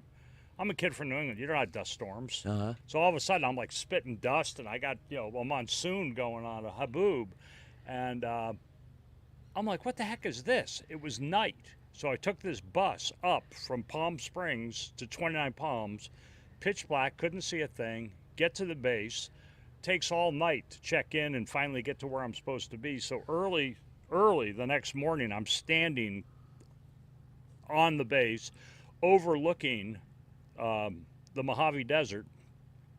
And the San Jacinto Mountains are off in the horizon. Right. And all I look around, everywhere I look is brown. There's no trees. There's nothing. I go, where the hell am I? This isn't the Marine Corps I signed up for. Yeah. So anyway, I ended up spending 3 years in 29 Palms, and I got to enjoy the desert. Sure. We did a lot of cool stuff, and I had a pretty good job as a combat engineer. And then my last year, I got orders to go to Iwakuni. So you spent time on the flight line, and one thing, and this becomes prevalent later in the story, but you became familiar with the smell of jet fuel. That was yes and yes. Okay. We at one point we built the largest Camp Wilson in 29 Palms, the largest airstrip in the Marine Corps. We built that, and then my last year in the Marine Corps, I was stationed at Iwakuni, which is a Marine Corps air station. So every day of my life, I smelled jet fuel. Okay, so hold that thought because we're going to come back to that. But let's fast forward a few years. You were an employee. You worked in IT, right? Was that video conferencing? Correct. Okay, video. Yeah. Okay, and you were back in New York. You were back in New York in September of 2001. Yes. You had a meeting. You and some colleagues had a meeting at a company called Lehman Brothers on the 39th floor of the World Trade Center, Tower Number 2. Yep. Okay. Describe that day. The day before, my VP of sales and my sales engineer and I had been in Manhattan. Chris flew in from Chicago. I flew down from Boston, and David lived in New Jersey. And we had been walking around visiting the New York Stock Exchange the day before on September 10. And it was a brutal, hot, humid day, just awful. And that afternoon, we shook hands. David went back to New Jersey to his wife and kids. Chris and I went uptown. We stayed at the Marriott Marquis on 42nd Street, checked in, went out to dinner, had some sushi and a couple of beers, back to our hotel, got up the next morning, and it was a beautiful, crystal clear, dry, just one of those days that makes you happy to be alive. It was just the antithesis of the day before. And we took a cab down from the hotel. We went down the FDR Drive, got in front of the towers, unloaded our overnight, our bags and our computers, and then waited in the lobby. We were having a cup of coffee, waiting in the lobby for David, and we had a consultant, Arthur, that was meeting us that morning. So the events occurred. The planes hit the tower. The plane hit the first tower. You felt a loud rumble. You thought it was maybe some type of an electrical AC problem in the building. It was jarring, though. It was like nothing you'd ever felt. Everybody, people get frantic. They start rushing down the stairs. You are on the 39th floor of the second tower. You start rushing down the stairs. And I want to get right to when you got downstairs and that smell. So, yes, we started the meeting, and the plane hit, and there was an explosion. I felt the percussion come down through the building, and as a combat engineer in the Marine Corps, I had dealt with and played with a lot of high explosives over my time. So the first thing was you felt the percussion hit the building, you felt it come down through. Everything went silent for a moment, and then the building started to convulse back and forth very badly, like horrendously. Yeah. Computers were falling off tables, chairs were moving around, and the look of horror in everybody's eyes was just horror, shock. We're going to die of asphyxiation. You recognized that smell, and when you got downstairs into what was then the lobby of the building, you saw, and you got outside, what did you see on the ground? When I got to the mezzanine level, I came out the door, and there's the big glass walkways on either side connecting the buildings. And I used to work for American Express, so as soon as I get down, I saw the MX tower right over to my left. Yeah. And I went, okay, I know where I am. And I looked over to my right, and on the other side of the glass, lying on the ground there, was part of an airplane wing and a jet engine. There's a certain discipline. There's certain things that happen. Granted, in the Marine Corps, I had a jet crash in Iwakuni where we were working one day, and I had a guy die in my arms. So I've been through that kind, how do you say that kind? But I've been through that kind of traumatic events. There you go. That's a great way of saying it. Thanks. So the Marine Corps in general just taught me, like I said, back to that one course, stay calm. Our country needs leaders. Our country needs leaders, and we start every generation, we look to the next generation of leaders. What can you say to the young people that are watching and listening that maybe could see the military, any branch of the military, as an option, or service for that matter? Okay, so that's a great question, and especially for young people, because you asked me 5 minutes ago, why did I join the military, and I almost said it this way. When I was a kid, I looked at my dad, and I looked at a lot of other men, and not to be sexist because there's plenty of women, but at the time, men were the working force. Dad got up and went to work. Mom took care of the house. So at the time, I looked at a lot of very successful men, and they had one common denominator.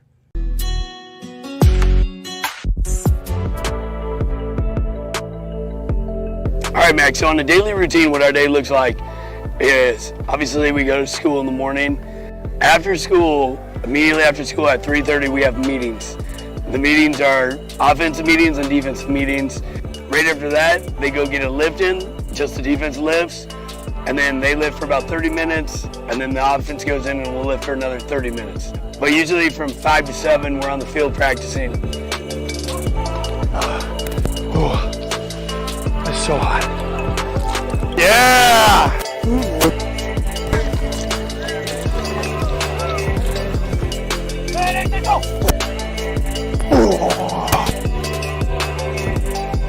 Man, long practice, working hard, but after the little kickoff regime we got going on, we're gonna jump into some more defense, offense, do some more walkthroughs, get ready for our game Friday. Yep.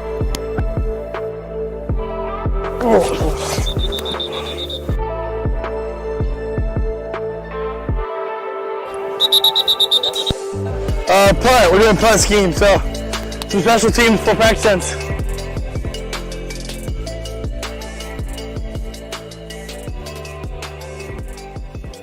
And then after that, for us coaches, we will have meetings, we'll watch film, upload the film, we film every practice, and then that film is shown in the meetings the next day for us. So we're usually here the kids are here from 7:30 to usually about 8 o'clock we're out of here, and then the coaches about 8:30, 9 o'clock we're out of here, go home and do some more work. But that's a day in the life of Canyon View football. Hey fans, thanks for tuning in. I'd like to tell you about a new program called Varsity Weekly. It's a weekly sports recap of sports and events from our amazing broadcast and production team here at the Varsity Sports Show. We were looking for a way to bundle all of the great things our team does throughout the week into one 20-minute program each week, and here it is. We will also feature a special Southern Arizona report from a few of our talented journalists in Tucson. None of this would be possible without the generosity and kindness of our partners and friends of the Varsity Sports Show. If you have any students that are interested in submitting content, let us know. We'd love to feature content in a special segment we call Future Stars.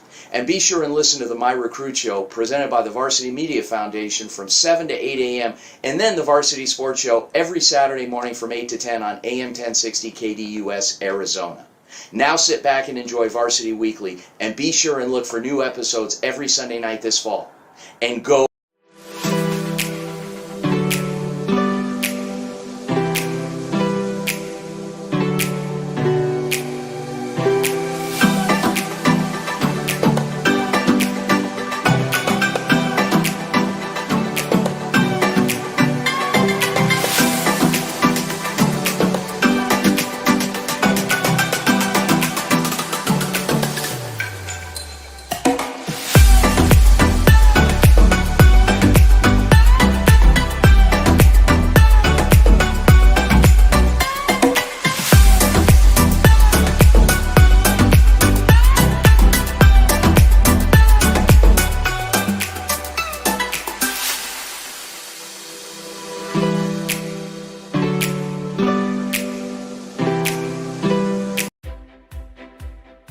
Chris Scott of RE/MAX is Central Oregon's best realtor for anyone thinking of a vacation home or relocation.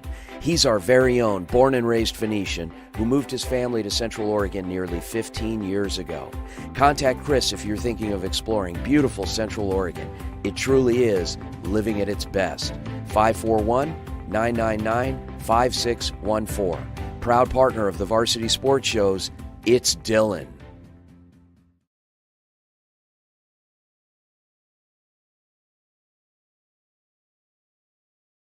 Hey guys, Vince here to talk about Angel Dentistry. It's where my wife and I have gone for over 10 years, and we trust them with our routine and extensive dental care because they care. Dr. Amber Angel is an Arizona native, born in the town of Miami, and has been practicing in the Valley over 20 years. For general to comprehensive dental services, call 602-788-2008. Located off of Cave Creek Road just north of the 101 in North Phoenix. Angel Dentistry, proud supporters of our young people and proud partners of the Varsity Sports Show.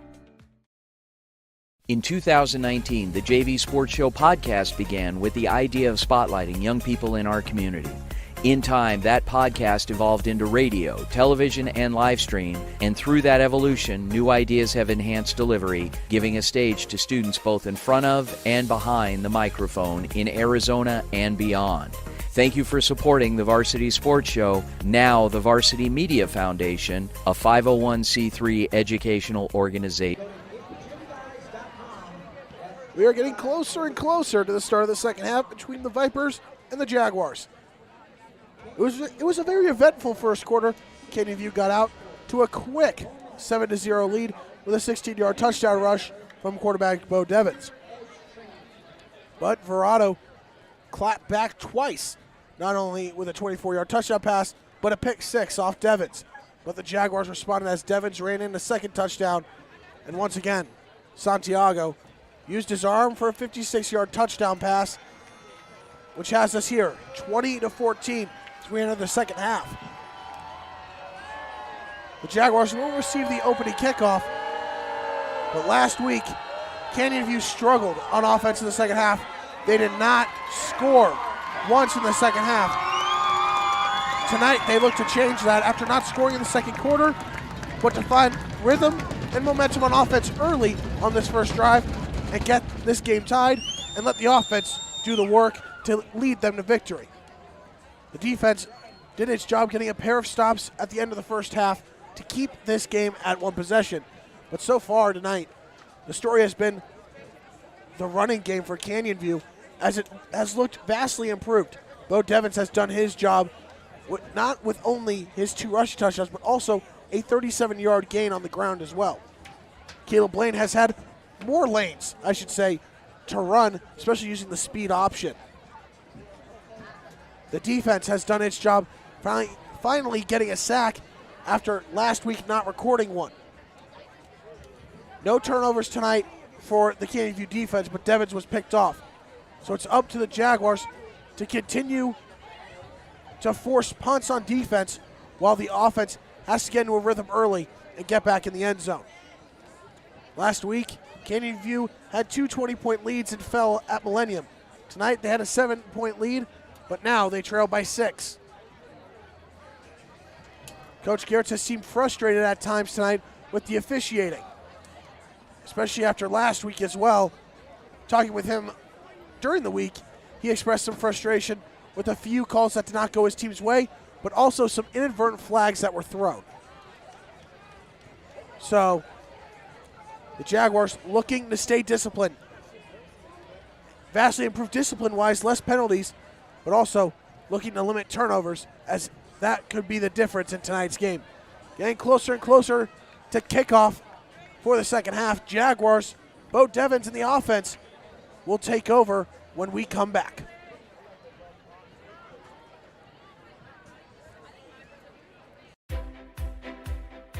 Chris Scott of RE/MAX is Central Oregon's best realtor for anyone thinking of a vacation home or relocation. He's our very own born and raised Phoenician who moved his family to Central Oregon nearly 15 years ago. Contact Chris if you're thinking of exploring beautiful Central Oregon. It truly is living at its best. 541-999-5614. Proud partner of the Varsity Sports Shows, it's Dylan.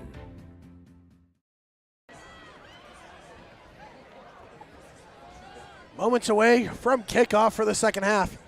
Final 24 minutes of play will be close as the Jaguars trail by 6. A touchdown to open up this half could give them their first lead since they went up early in the first quarter, 7-0. Bo Devins so far has been effective with his legs, extending plays and getting out of the pocket.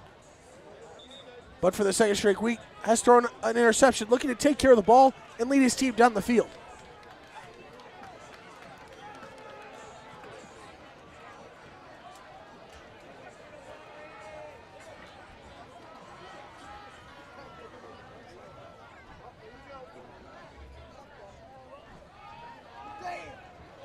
Bonessi and the special teams unit for Verrado on for the kickoff.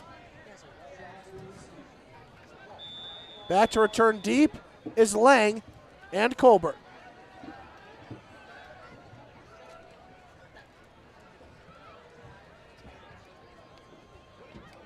And we are underway for the second half. Kickoff will go through the back of the end zone and a touchback. The offense for Canyon View takes over.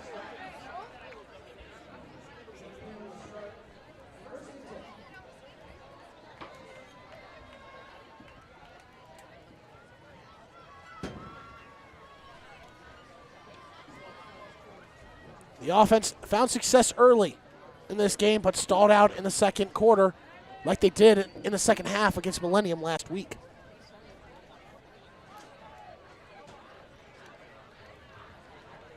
Now it's up to Devins and the offense to get the Jaguars back in it and get it tied at least. First down and 10 at the 20-yard line. Varvel goes in motion over to the bottom of your screen. Now Guerra goes in motion. Devins takes snap, rolls out to his right, looking downfield, facing pressure, and he will throw it away. And a flag is thrown at the end of the play. Could be roughing the passer against Verrado. We've seen a few of those calls come in tonight on each side.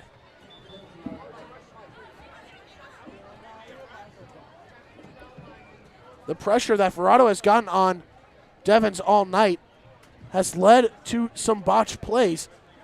Still a very young offensive line for Canyon View with only Hefner, the returner, who's the left tackle. And it is roughing the passer against Verrado. It will move the Jaguars up 15 yards to the 35-yard line with a new set of downs. The theme that I've seen is their first drives in each half have started with penalties against Verrado. It was a pair of offsides calls that gave them a first down, and now they're roughing the passer. First down and 10 from the 35-yard line. Two receivers at the top of your screen, one on the bottom. Handoff goes to Lane, rushing up the middle, breaks through the initial line, and is brought down after a short gain.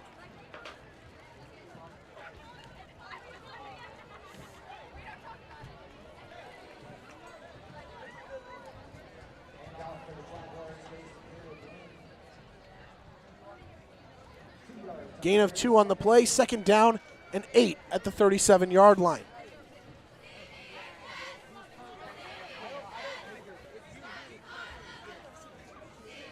Marvell in single coverage at the top of your screen. No safety help over the top.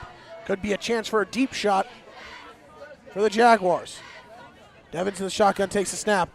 Quick screen over to Quincy Jenkins. He has the catch and will get up near the 40 before being brought down.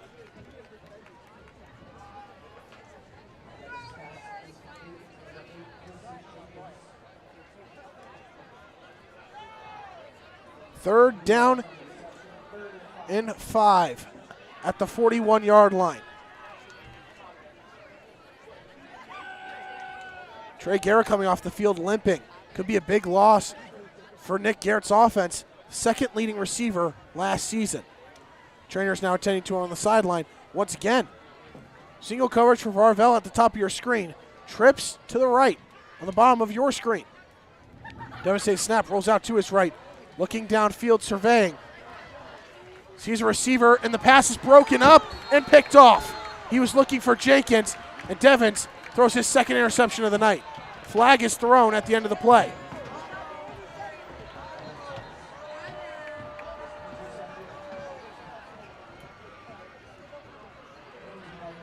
Officials will meet to talk about the call.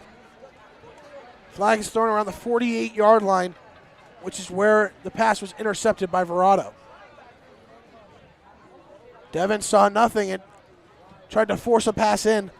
Pass was deflected and then picked off.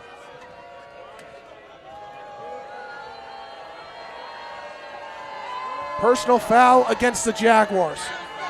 Adding insult to injury for the interception is a 15-yard penalty that will give Verrado the ball inside Canyon View territory to start.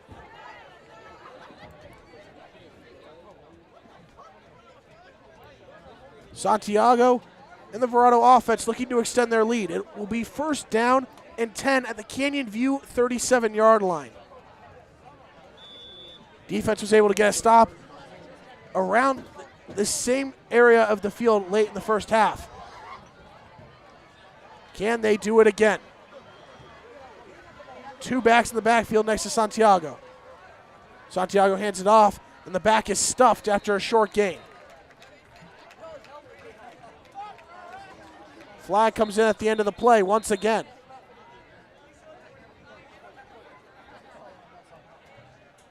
Officials discussing the call. Multiple flags are on the field too.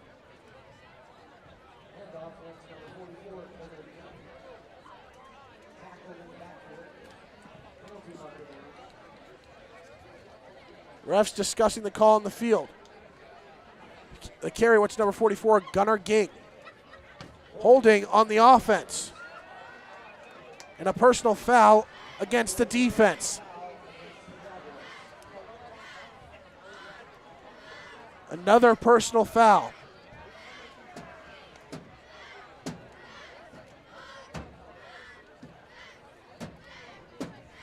The ball will be moved up inside the Canyon View 30-yard line. And once again, penalties gain the best of the Jaguars as it will be placed at the 26-yard line. despite there being a holding call against Verrado, the ball moves up.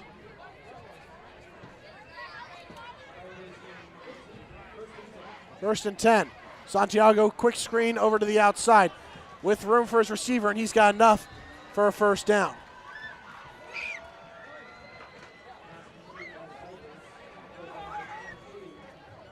Pass was caught by Julian Virgin.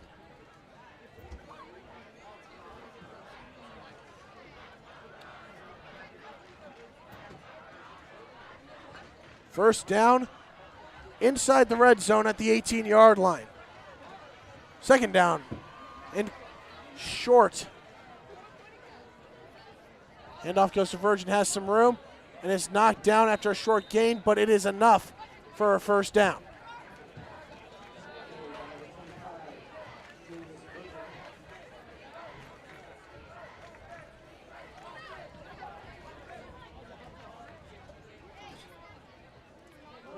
Another first down for Verrado.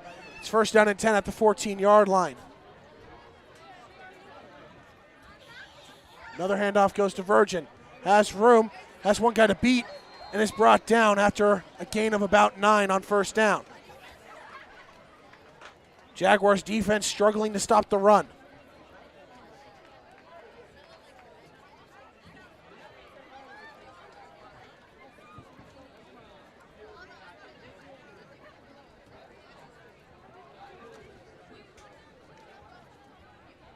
Second down and 1 at the 6-yard line.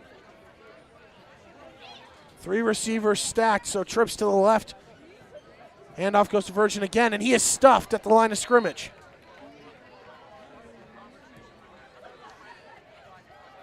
He is short of the first down, so it will be third down and about 1. And here comes the reinforcements on the offensive line. Canyon View looking for a stop. Quick snap, handoff. Got the first down and getting into the end zone. Touchdown, Verrado.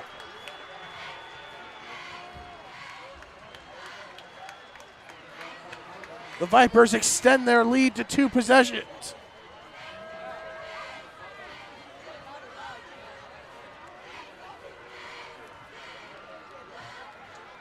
Defense unable to stop the Vipers' offense as their starting field position was inside their own 40-yard line.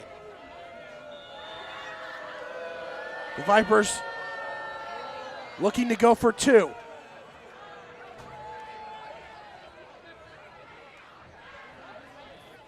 They were successful in their first 2-point attempt back in the first quarter. First point since the first quarter belonged to Verrado. Santiago looking over the middle of the end zone, and the pass is caught.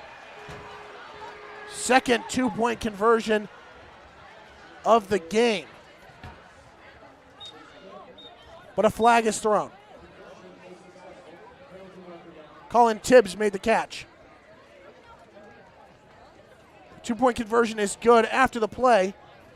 Personal foul against the Jaguars. Another personal foul goes against Canyon View.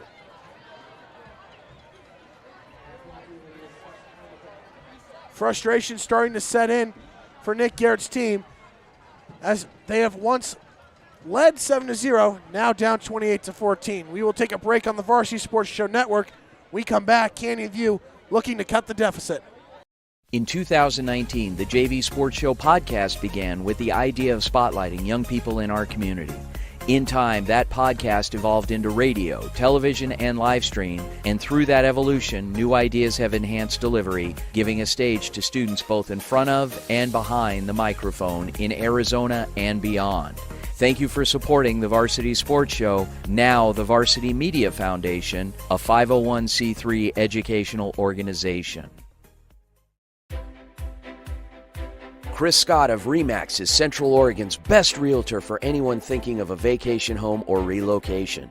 He's our very own born and raised Phoenician who moved his family to Central Oregon nearly 15 years ago. Contact Chris if you're thinking of exploring beautiful Central Oregon. It truly is living at its best. 541-999-5614. proud partner of the Varsity Sports Shows, it's Dylan. Bonessi out for the kickoff. This one takes place at the Canyon View 45-yard line following personal foul after the two-point conversion. Kickoff will go through the back of the end zone for a touchback. Canyon View will take over at their own 20-yard line, desperately needing to get back on the scoreboard. Since that 1-yard touchdown run midway through the first quarter, Jaguars have gone scoreless. Showing flashes of last week after a hot start, starting to fade out.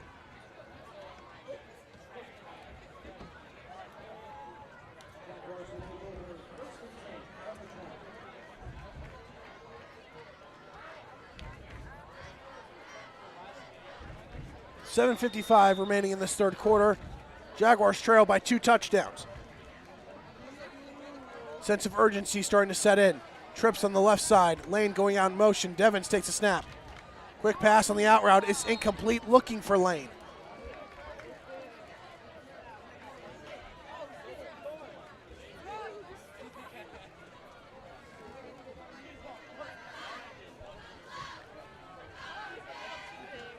Devin struggling to connect with his receivers. 2nd down and 10 coming up.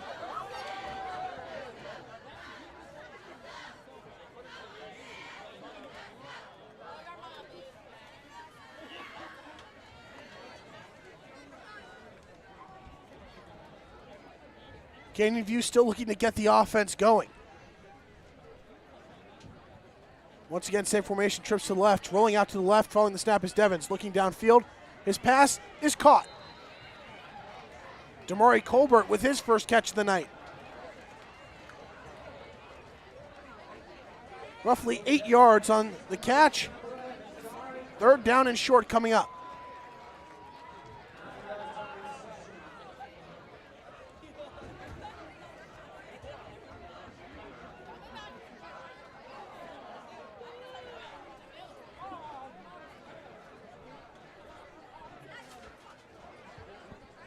Third down, trips, bunched to the left for Canyon View. Single coverage on the bottom of your screen with Varvel.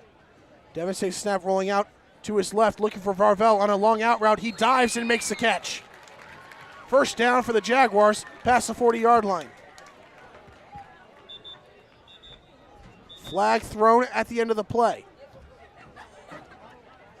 Personal foul against the Vipers, another roughing the passer. The two most common penalties that we have seen throughout tonight have been roughing the passer and personal fouls, which in essence is all personal fouls because roughing the passer is a personal foul. With the penalty, the Jaguars are now inside Verrado territory. The ball will be marked and placed at the 42-yard line with a new set of downs.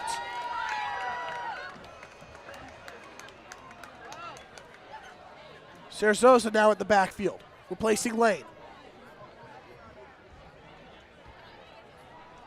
Devins once again in shotgun.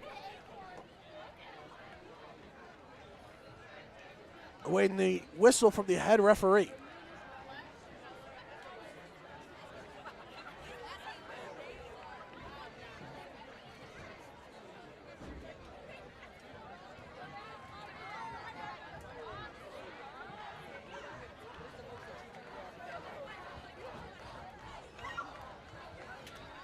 Another stall of play. Head referee writing something down on his note card, and there's the whistle. Time called, and it's a timeout called by Verrado. Dustin Johnson does not like something from his defense, looking to make an adjustment. We'll go to another break here on Varsity Sports Show. When we come back, first down from the 42 for Canyon View.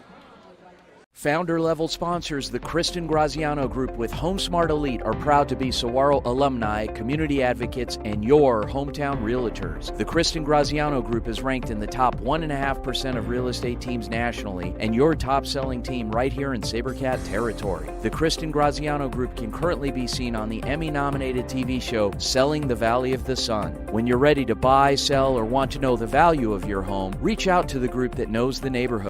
In 2019, the JV Sports Show podcast began with the idea of spotlighting young people in our community. In time, that podcast evolved into radio, television, and live stream, and through that evolution, new ideas have enhanced delivery, giving a stage to students both in front of and behind the microphone in Arizona and beyond. Thank you for supporting the Varsity Sports Show, now the Varsity Media Foundation, a 501c3 educational organization. Following the timeout, 7 minutes and 1 second remaining in the third quarter. First down and 10 for Canyon View at the Verrado 42.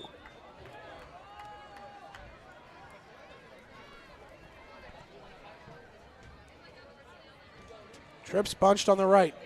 Fake pitch outside Devens. Now feeling pressure, looking to run himself. Spins out and gets back to the line of scrimmage. No gain on the play.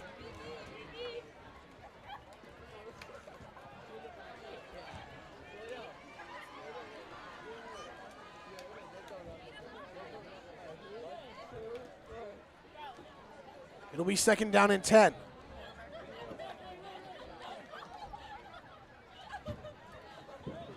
Sarazosa still in the backfield alongside Devens. All night, single coverage at the top of your screen for Varvel. Now a pitch goes outside of Sarazosa, and he is knocked down after a short gain. Third down and long coming up for Canyon View.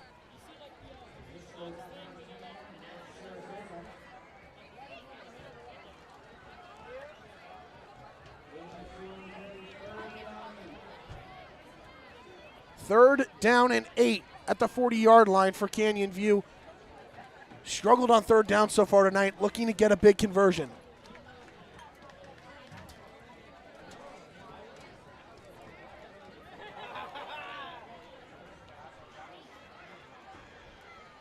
Devens in the shotgun, takes a snap, rolling out to his left, looking downfield for Varvel. He doesn't have him, looking over the middle.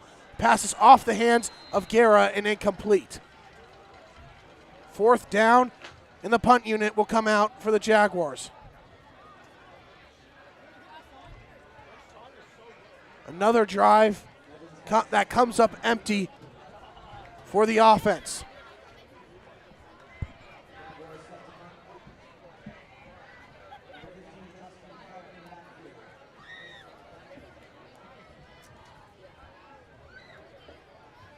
Still trailing by 14.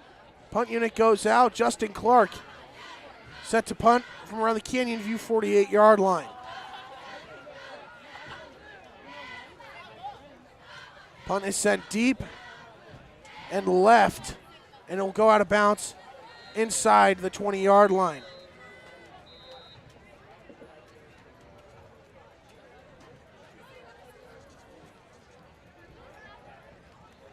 Eric Santiago and the Verrado offense will take over on offense, but an injured Jaguar is down on the field.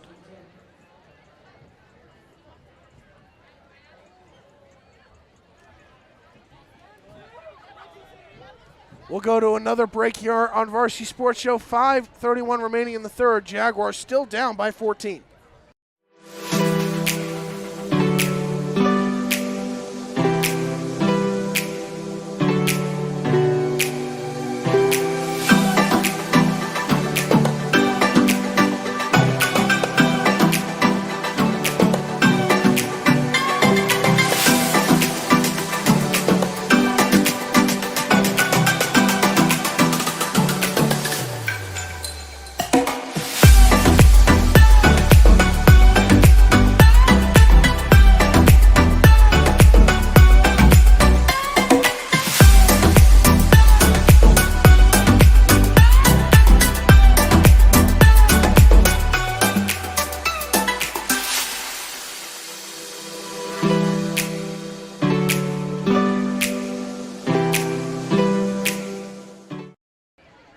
Nathan Washburn, the injured Jaguar, walking off the field with a limp. Seems to be an ankle injury.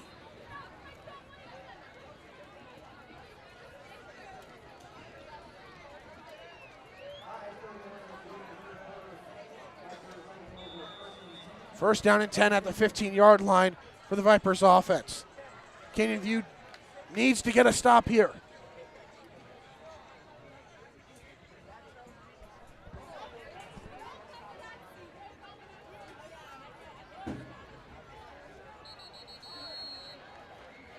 Whistle blown. The flag on the play. Offsides goes against the Jaguars. Penalty starting to add up. First down and 5 now at the 20.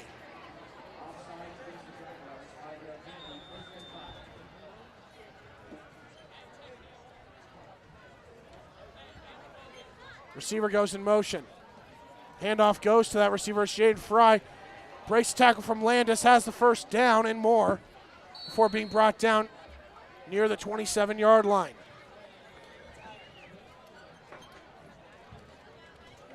Landis had the chance for an open field tackle, but Fry broke free.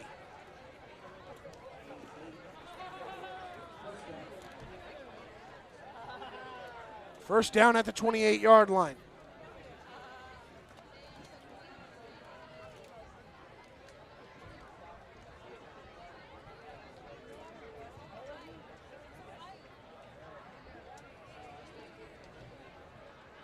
Santiago, quick pass outside.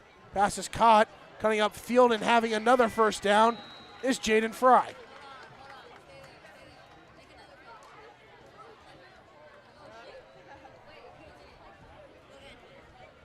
Back-to-back plays for a first down for Verrado as they look to continue to march down the field.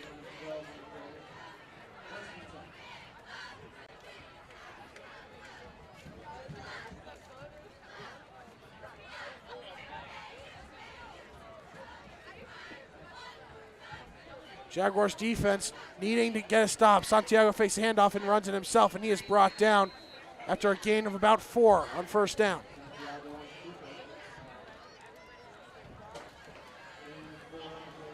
Second down and 6 at the 44 coming up. This is where you can expect Verrado to chew some clock by running the ball more.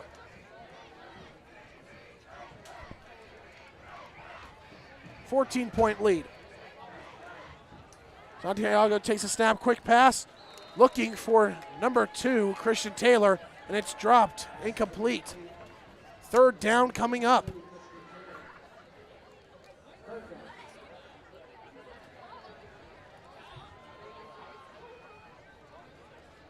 Another opportunity for the Jaguars to get off the field defensively.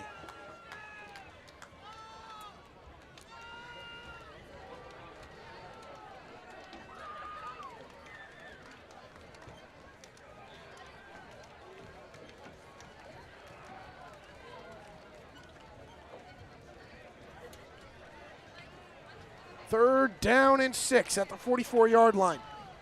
Santiago in the shotgun, 2 receivers at the bottom of your screen, 1 at the top. Takes a snap, fakes the pitch, feeling pressure, trying to roll out, spins out, trying to now run it. Throw on the run is tipped off and incomplete.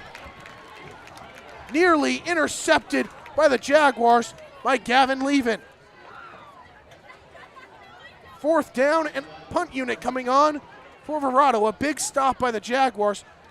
Nearly brought down Santiago and for a big loss. Rocha had a shot, he missed it. Baum had a chance, but rolling out of the pocket and trying to deliver a throw, Gavin Levin makes the play. 3:56 remaining in the third quarter. The punt unit is on. Travis Parker back out.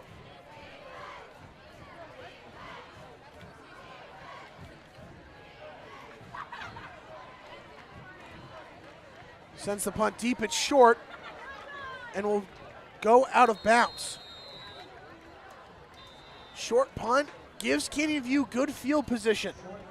Should be up near the 40-yard line.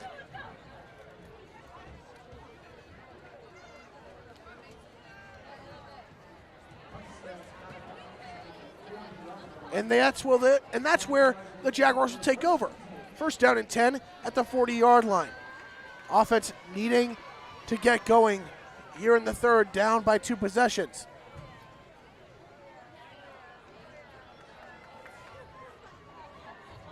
Ashton Zacher is on the sidelines, working with the quarterbacks. Weird situation for Canyon View this year, still having growing pains as the only quarterback in school history decided not to play his senior season.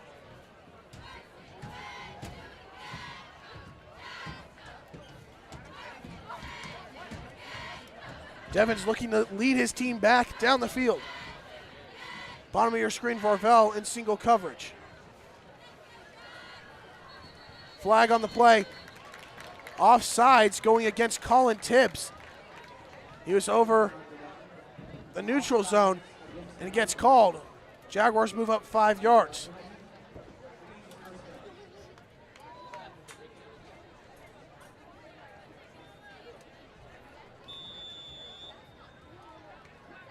Tibbs has been called for a pair of offside calls tonight, both against lining up with Varvel. First down and 5 at the 45. Devins takes a snap, looking over the middle, and the pass is picked off. Colin Tibbs makes up for it and picks it off. He's got one guy to beat, now inside the 10, looking for the end zone, and he gets in. The second pick 6 of the night for Verrado comes from Colin Tibbs. Flag is thrown on the play. As it stands, Colin Tibbs makes up for his offsides penalty and takes one back. Head official meeting to go over the call.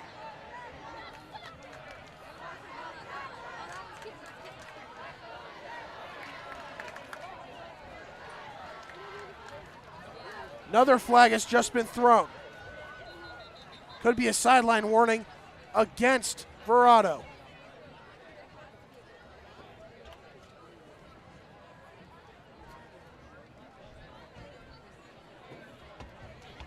Waiting the call from the head official. Could be a pair of penalties on the play.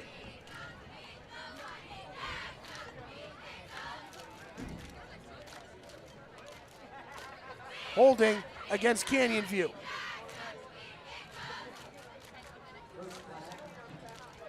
The pick 6 is good. Score is now 34-14. The third interception thrown by Bo Devins tonight. He's looking for Varvel on a slant route. Tibbs cut off the route and intercepted the pass and took it all the way for the touchdown.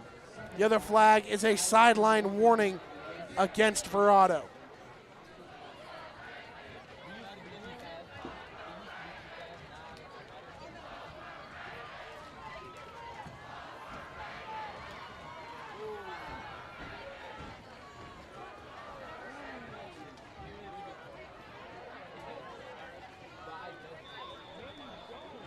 .337 remaining.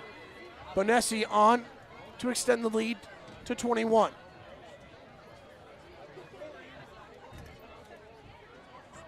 The extra point is up and good. Score is now 35-14 with .337 remaining, and another flag has been thrown. Like last week, this field is not green anymore, folks. It is straight yellow.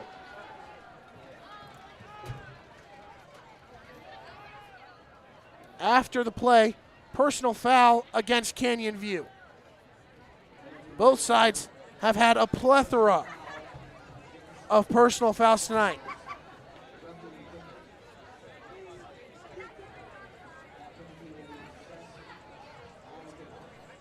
With that, we'll go to a short break. When we come back, the Jaguars offense will take the field, looking to right the ship.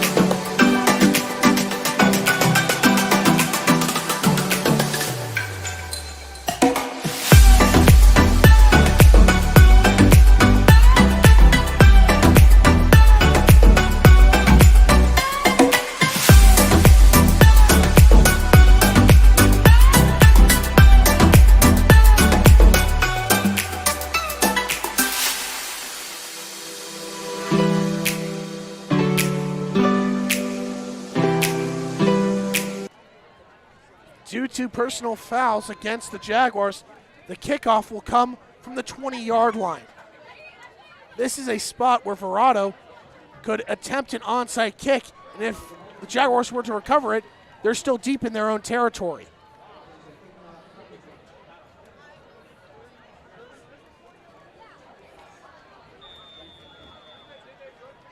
In all of my time watching football, which is about 15, 16 years, give or take, I've never seen a kickoff this close. And Verrado will try for an onside kick. Canyon View recovers it inside their own 10-yard line. Flag is thrown at the end of the play. At this point, it just seems the flags are happy to, the refs are happy to keep throwing flags. Personal foul against Verrado.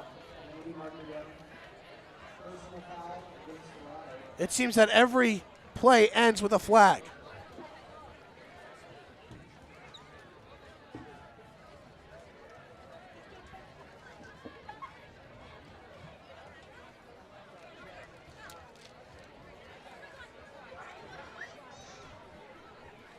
It'll be first down and 10 for the Jaguars, now at the 22-yard line.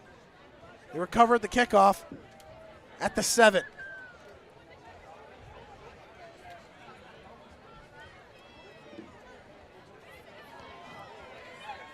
Devins back out. 2 receivers lined up on each side.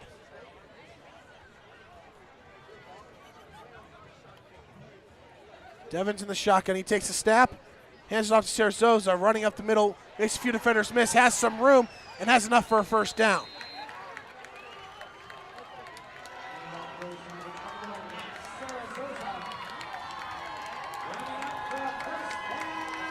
Gain of 15 on the play. First down and 10 at the 37-yard line. Fans trying to get the Jaguars some urgency to get them back in it.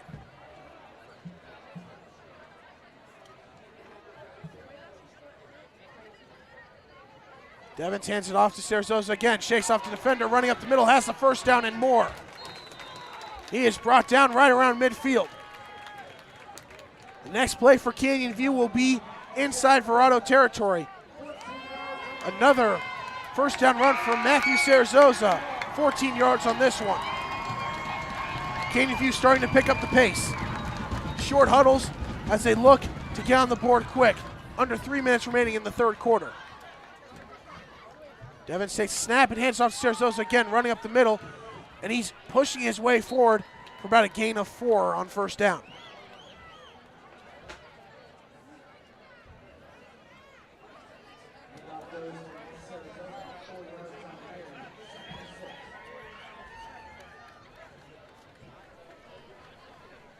Second down and 6 from the 45-yard line.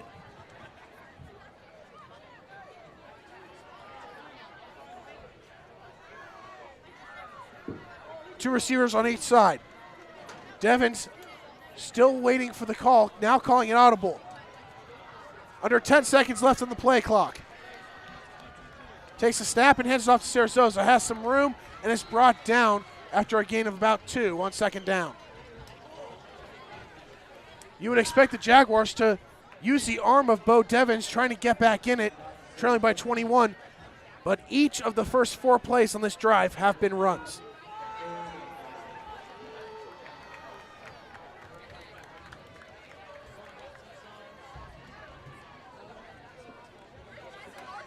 Approaching a minute and a half left in the third quarter.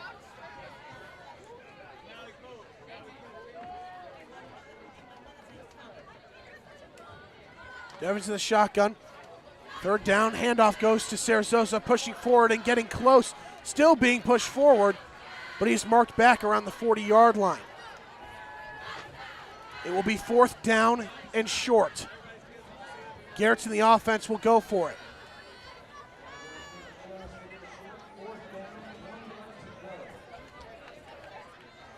Devins running over to get the play call. Under a minute left in the third. A frustrating second half start for Canyon View as the lead for Verrado has gone from 6 points to 21 points. Once again, same formation, 2 receivers on each side. Cerzosa in the backfield. Devins takes a snap, QB sneak up the middle, and he's got enough for the first down. A little trickery at the end. Devins was lined up in the shotgun, and for the first time tonight, takes a snap from under center.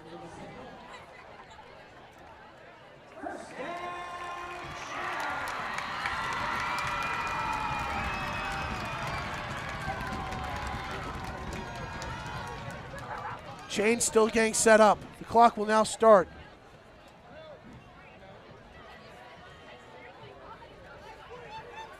Jaguars could take a deep shot before the quarter ends. First down handoff goes to Cerzosa, shakes the defender, and lunges forward for a short gain on first down.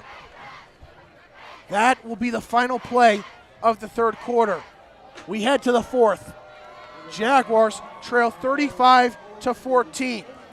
When we come back on Varsity Sports Show for second down and 7 at the 36-yard line. Hey fans, thanks for tuning in. I'd like to tell you about a new program called Varsity Weekly. It's a weekly sports recap of sports and events from our amazing broadcast and production team here at the Varsity Sports Show. We were looking for a way to bundle all of the great things our team does throughout the week into one 20-minute program each week, and here it is. We will also feature a special Southern Arizona report from a few of our talented journalists in Tucson. None of this would be possible without the generosity and kindness of our partners and friends of the Varsity Sports Show. If you have any students that are interested in submitting content, let us know. We'd love to feature content in a special segment we call Future Stars. And be sure and listen to the My Recruit Show presented by the Varsity Media Foundation from 7 to 8 a.m. and then the Varsity Sports Show every Saturday morning from 8 to 10 on AM 1060 KDUS Arizona. Now sit back and enjoy Varsity Weekly, and be sure and look for new episodes every Sunday night this fall. And go Varsity! Final 12 minutes coming up from Jaguar Stadium. After the game was postponed last night, Saturday Night Lights so far has not fared how the Jaguars planned for their home opener.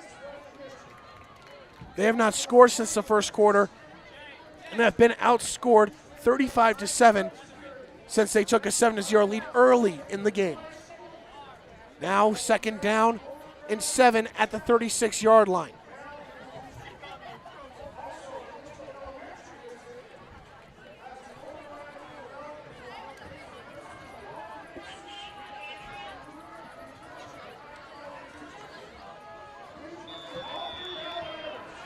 Second down, Devins in the shotgun. Trips to the right. Cerzosa going out in motion. He'll take a screen pass. He makes the catch and will gain about 4 yards before doing a flip and landing. Marked for a really short gain. Questionable spot by the officials, but third down and about 5.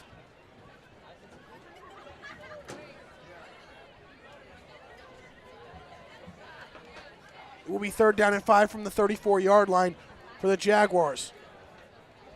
Still not going no huddle. Jaguars looking to find the right place. Single coverage on the bottom of your screen. Trips to the right.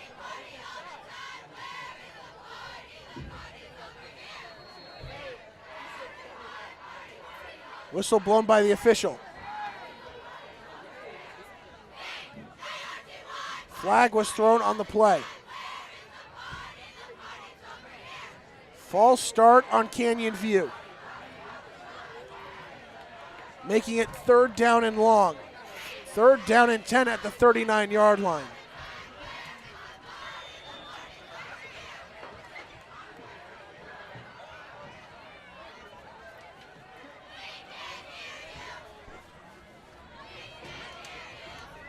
After a clean first quarter with no penalties, the Jaguars' penalties have started to really add up.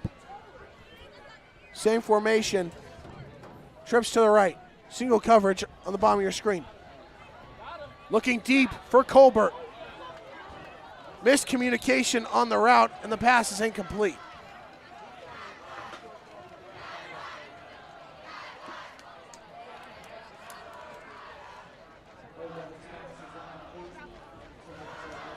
Fourth down and 10. Jaguars have struggled on third down all game long.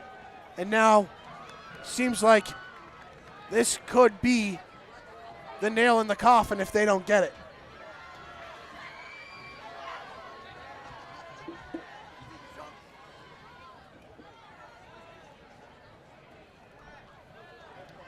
Multiple times tonight, I believe the fourth time that a comeback route, so has just not fared well. Fourth down, the pass to Lang is caught. He breaks a couple tackles and is inside the 15-yard line. Devins once again uses his legs and extends a play and finds an open receiver. Canyon View now looking to get on the scoreboard, trying to work quick. Devins is saying, let's get it. No huddle, let's go.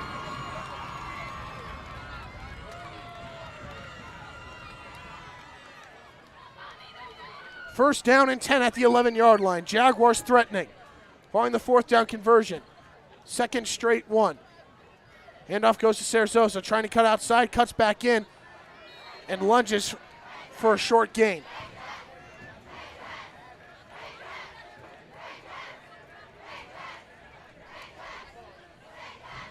Jaguars still have all three timeouts.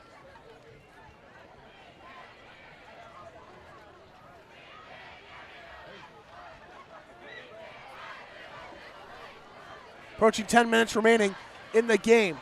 Trips to the right. Varvel in single coverage. Devins takes a snap, bobbles it, now throws over. Pass is caught by Jenkins. Short gain on the play, getting up near the 5-yard line. Third down coming up.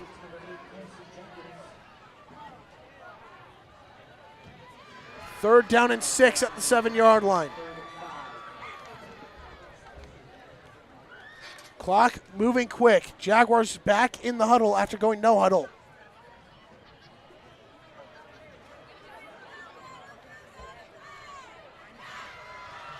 Tibbs and Varvel matched up. Bottom of your screen.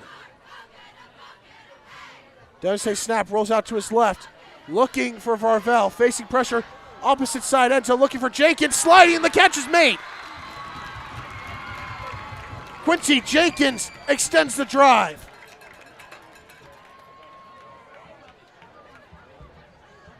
However, the catch is short of the yard to gain for the first down, so it's fourth down and 1. Under 9 minutes remaining, the Jaguars letting the clock bleed. Trips to the left, Varvel in single coverage at the top of your screen.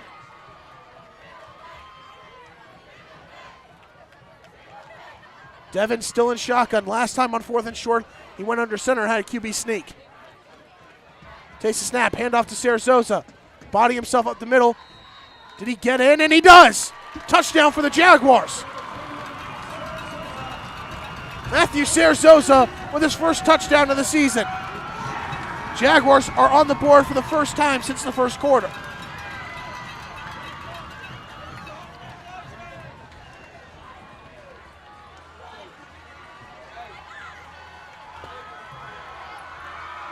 (35-20). Mendoza Hernandez on for the extra point.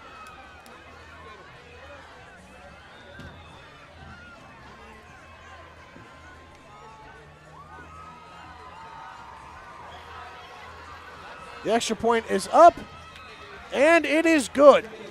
8:21 remaining in this game, 35-21 in favor of Verrado. Now, it's up to the defense to get a stop and get the ball back to the offense.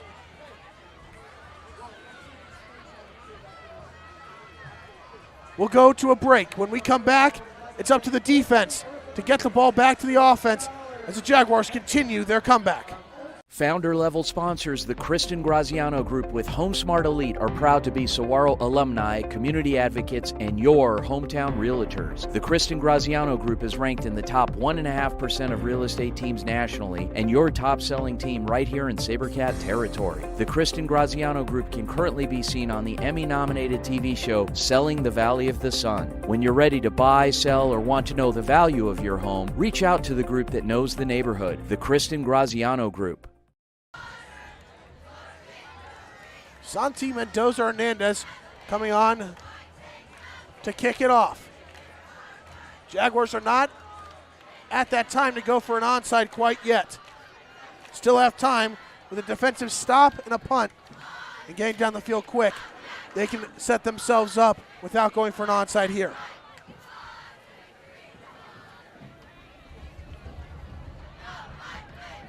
.8:21 remaining, Jaguars down by 14. So far in the second half, Jaguars have had no response to Eric Santiago. Jaguars go for an onside, and it is picked up and recovered around the 31-yard line.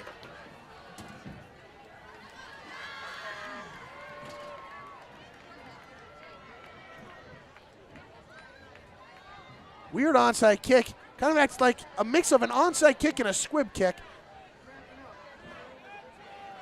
As Verrado recovered it at the 31-yard line. Now, one of the top defenses in 5A last year has a chance to get the offense the ball back and quick.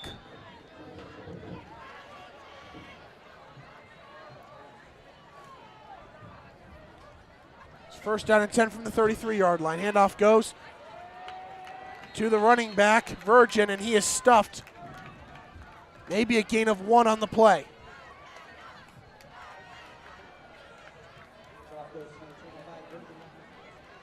Gain of 1 on the play, second down and 9.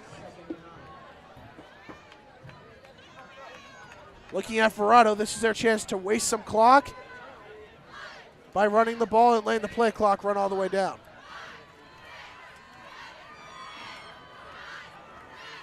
Santiago in the shotgun, 4 receivers out wide. Virgin in the backfield alongside him. Under 10 seconds left on the play clock. Receiver goes in motion. Santiago takes snap, looking towards his left. Facing pressure, moving up in the pocket. Finds his receiver, and the pass is caught. First down and more. Getting knocked out of bounds inside the 45-yard line. Chase Giesler making the catch.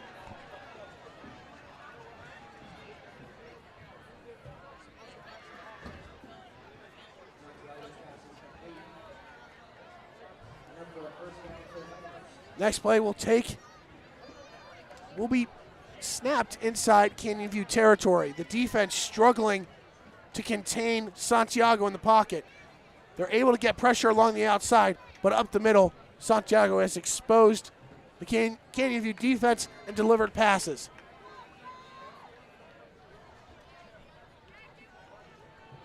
Handoff goes back to Virgin, and he is stuffed for a short gain, maybe a gain of 2 at most on the play.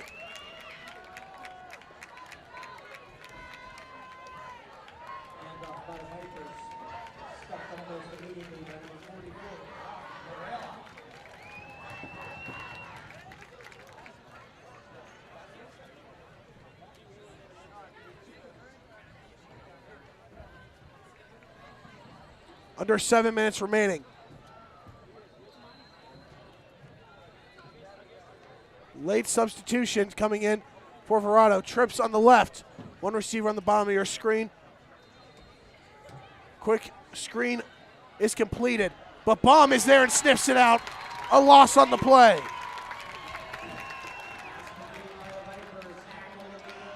A loss on the play. Third down and long. Huge opportunity for the Jaguars defense to get the offense the ball back.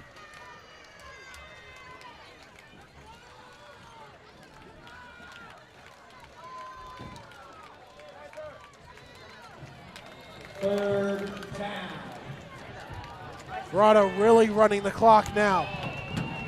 They are getting to the line with under 10 seconds on the play clock. Audible from Santiago, 2 seconds on the play clock. Play clock goes 0, and a flag is thrown. A delay of game is called against the Vipers.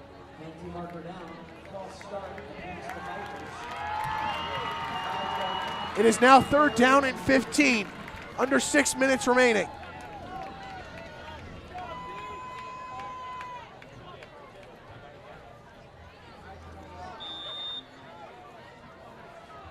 Let's go, Jaguar fans. Clock is running once again. By the time the ball is snapped, it'll be right around 5.5 minutes remaining.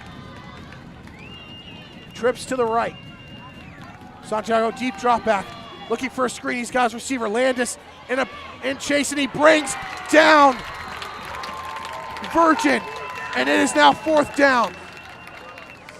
The defense gets a stop. Flag is thrown at the end of the play.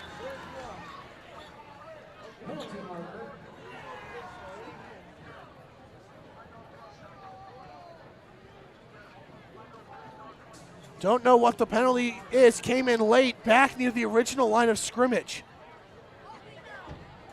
Here comes the call from the head official. Personal foul against Verrado. That'll push them back on the punt, and that will help the field position for Canyon View. But time is at a premium. The Jaguars nearly blocked a punt earlier. Nick Gertz would love one of those right now. They've had a lot of pressure on extra points and punts throughout this game. Can Canyon View break through and get that block when they need it most?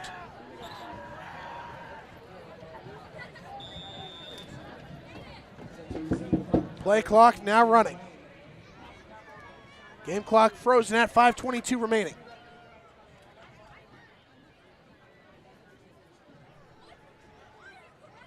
Punt from Parker is up, nearly blocked. Calling for a fair catch is Lang. Fumbles it, but he gets back on it. Down right around the 28-yard line. Called a fair catch. Ball went through his hands, but he was able to grab it before Verrado could jump in. 5:22 remaining. 72 yards to get down the field quick. The offense was able to get something going last drive via the run. Does not look like they have time to use the running game now.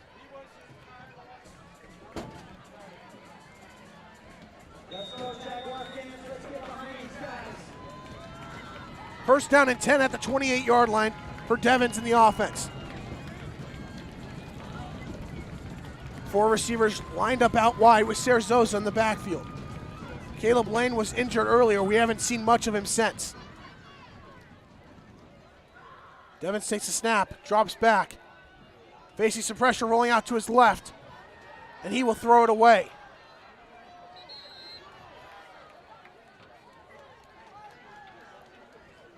More pressure from the Verrado front 7. 2nd down and long coming up.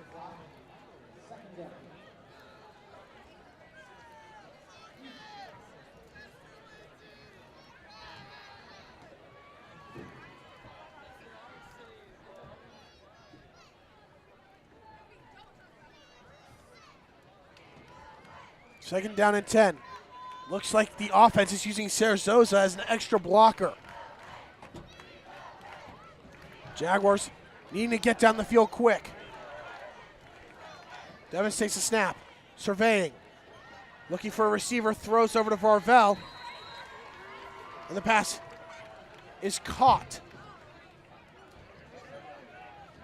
Getting out of bounds stops the clock.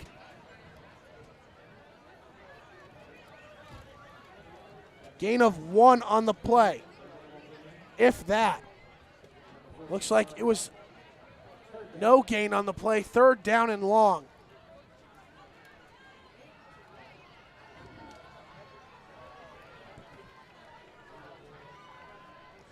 Trips to the left with Varvel at the top of your screen in single coverage against Tibbs. Devins feeling pressure right away, rolling out to his left, trying to find someone, delivers over. Pass is incomplete, but obvious pass interference, and the flag is thrown. Lang went for it, but number 22, Connor Ging, grabbed Lang by the shoulder and threw him down as he went to cut back for the pass. Automatic 1st down on the pass interference.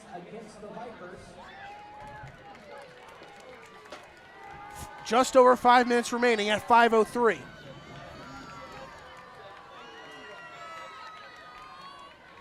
Offense trying to get down the field. Weren't able to until the penalty. This could be what jolts the drive. 15-yard penalty, 1st down and 10 at the 43-yard line.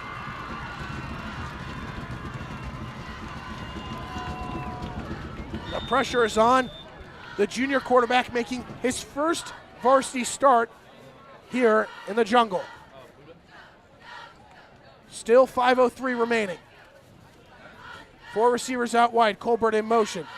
Devins takes snap, fakes the handoff, looking downfield, and incomplete, looking for Jenkins, but another flag is thrown as Jenkins was tripped up.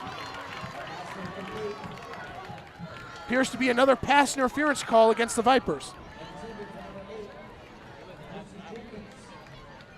And it is pass interference against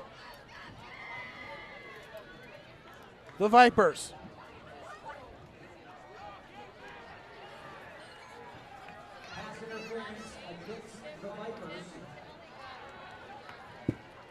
In high school football, pass interference is not a spot foul like the NFL. It's just a 15-yard penalty. So the Jaguars now move up to the 43-yard line of Verrado. 4:58 remaining, a new set of downs.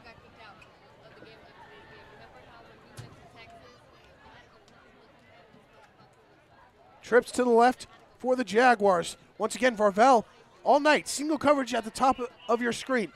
Handoff goes to Cerzosa, runs up the middle. He's got a short gain. Jaguars now have to go hurry up. Interesting play call on first down, going with the run. Gain of 3 on the play, 2nd down and 7. Jaguars moving quick. Same formation. Devin takes snap, rolls out to his left. Looking for a receiver, dumps one over. He's got Jenkins, and he makes the catch. Flag thrown in the backfield. And they're saying the pass to Jenkins was incomplete. He made the catch, but did not have a foot in bounds. Waiting the call from the official. Could be a hold against the Jaguars. And it is. Holding against Canyon View will push them back 10 yards from the spot of the foul. 4.5 minutes remaining. That is a huge penalty. Moving them back to the 45-yard line in their own territory.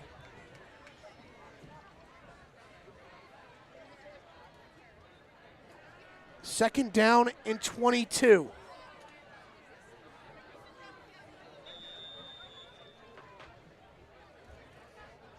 Trips to the left. Varvel in single coverage, top of your screen. No deep shots with him in single coverage all night. Devins looking, quick screen over to Colbert. He makes the catch, trying to cut inside, makes a couple defenders miss, and is brought down near midfield. Still 3rd down and long. Jaguars needing to get up to the line quick.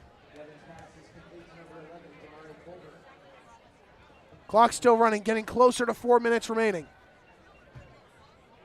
3rd down and 17. Trips to the right this time. Under 4 minutes remaining. Devins takes a snap, dropping back, looking for Varvel. More miscommunication, and the pass is incomplete. Devins threw the pass before Varvel hit the cut on his route. And now it's do or die. 4th down and 17. 3:52 remaining. Have to go deep and get near first down yardage and get it. But if they throw a pass deep and it's intercepted, it could act as a punt. 4th down and 17 at midfield. Empty backfield. Trips bunch to the right. Throw it back to Clark. Clark on the run, looks to throw it. Pass is completed, but way short of the yard to gain for first down. And the Jaguars turn it over on downs. Little trickery, but it did not go to plan.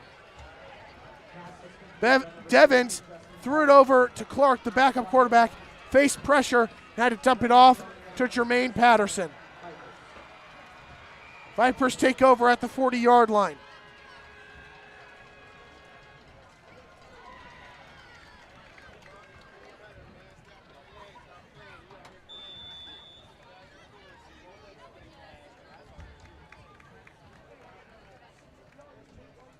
3 timeouts remain for Canyon View. It looks like they will have to use them.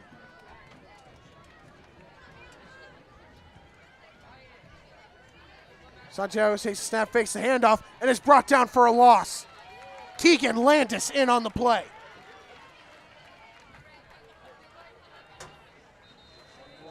Timeout called by Nick Gertz, his first of the half. 3:31 remaining. When we come back, 2nd down and 11 at the 39-yard line for Verrado. Hey guys, Vince here to talk about Angel Dentistry. It's where my wife and I have gone for over 10 years, and we trust them with our routine and extensive dental care because they care. Dr. Amber Angel is an Arizona native, born in the town of Miami, and has been practicing in the Valley over 20 years. For general to comprehensive dental services, call 602-788-2008. Located off of Cave Creek Road just north of the 101 in North Phoenix. Angel Dentistry, proud supporters of our young people and proud partners of the Varsity Sports Show. Chris Scott of RE/MAX is Central Oregon's best realtor for anyone thinking of a vacation home or relocation. He's our very own born and raised Phoenician who moved his family to Central Oregon nearly 15 years ago. Contact Chris if you're thinking of exploring beautiful Central Oregon. It truly is living at its best. 541-999-5614. Proud partner of the Varsity Sports Shows, it's Dylan. Back here on Varsity Sports Show, 3:31 remaining in the game. Jaguars trail the Vipers 35-21. 2nd down and 11 for the Vipers. 2 timeouts left for the Jaguars following that first timeout.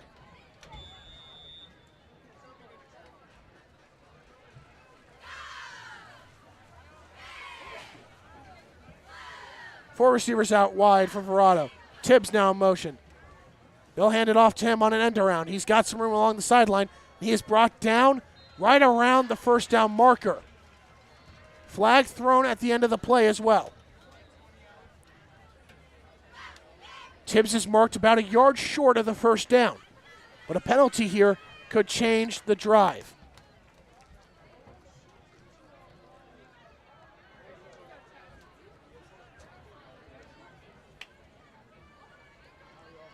Verrado is moving back. Looks like it's a chop block against the Vipers.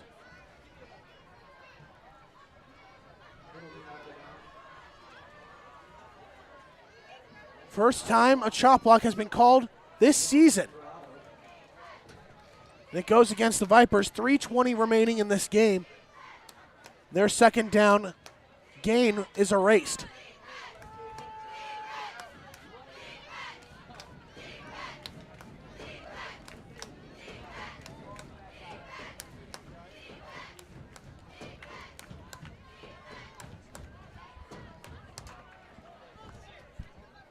Referee still spotting the ball after the penalty. First down marker is at the 50-yard line, but Verrado has moved back all the way to their own 30. 2nd down and 20. Clock now starting to run.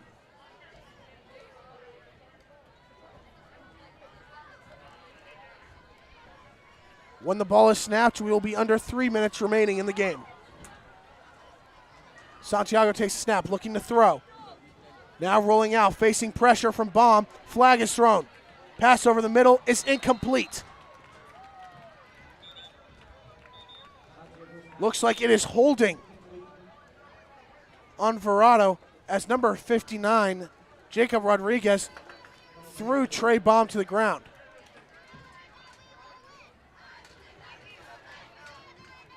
And the call is holding against the Vipers. The Jaguars are likely to decline it to make it 3rd down and 20 and to keep the clock stopped.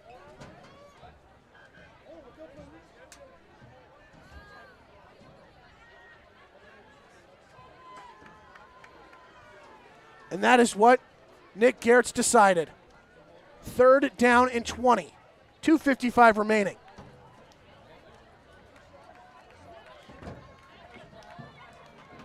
Four receivers out wide. Santiago takes a snap, surveying the field, looking to launch it downfield. He's got room. Going for it, and it's intercepted. Garrett Hager intercepts the pass. Jaguars get a big turnover, 2:46 remaining, still trailing by 14. Offense has to score quick.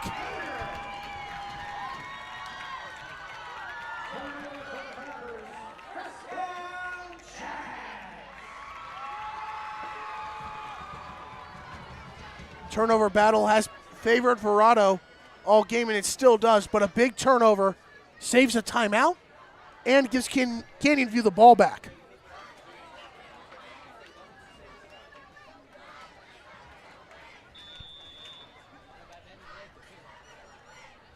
Interesting play call there by Verrado. Could have ran the clock, made Canyon View burn a timeout, but now a turnover. I know the pass acts as a punt, but still leaves 2 timeouts. Devins takes a snap, feeling pressure, delivers over the middle. The pass is incomplete, looking for Colbert. Now the air attack with some seams over the middle is starting to come into play for Devins in the offense. Time is really at a premium now, down by 14, 2:40 remaining.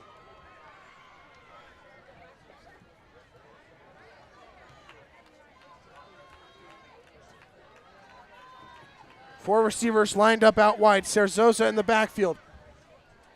He's been used as a blocker a lot tonight. And that's what he's doing. Devins feeling pressure, delivers over the middle. He's got Colbert, and that's good for a first down. Clock stops until the chains get set. Now the Jaguars are working quick.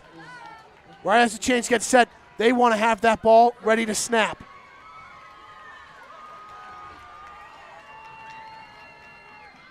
Jaguars still getting lined up. Clock is started. Devins takes a snap. Looking over to the right side. He's got his receiver, and that is caught, but not for a first down, so the clock will run. Colbert with the catch. Back-to-back catches for him. Clock is winding down. Approaching 2 minutes remaining.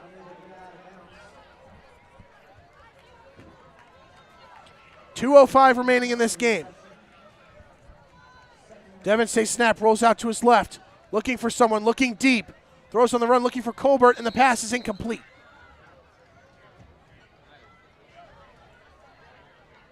.156 remains in this game. Third down and 2 at the 41-yard line.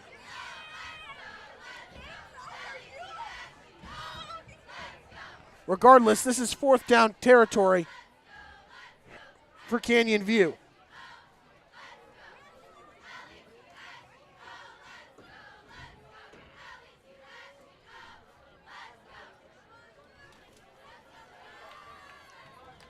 Third down, 4 receivers out wide. Cerzosa still in the backfield, being used as a blocker. Devins takes the snap, and a flag is thrown. False start against the Jaguars.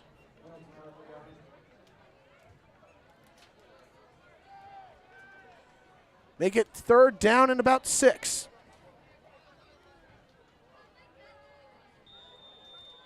Clock now starting to run. Jaguars in the huddle.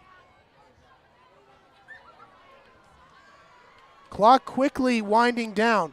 Jaguars still have 2 timeouts, but still have to get 59 yards down the field and get an onside kick. Devins drops back, facing pressure from a linebacker blitz, delivers, pass is completed. And it is good for a first down. Once again, Jermaine Patterson with a catch. Up now at the 49-yard line, 1:28 remaining.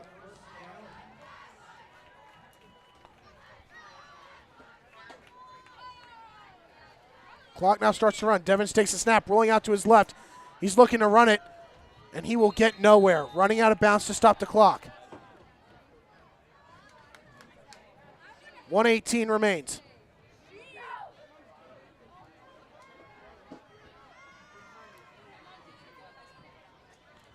No gain on the play. 2nd down and 10.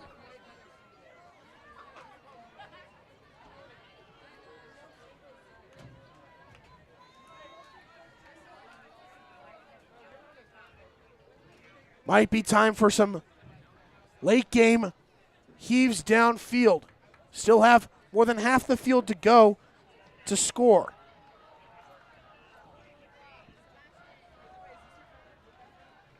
Four receivers out wide once again.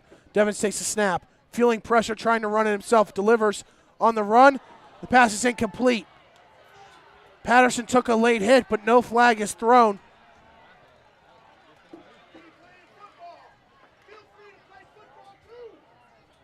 Third down and 10.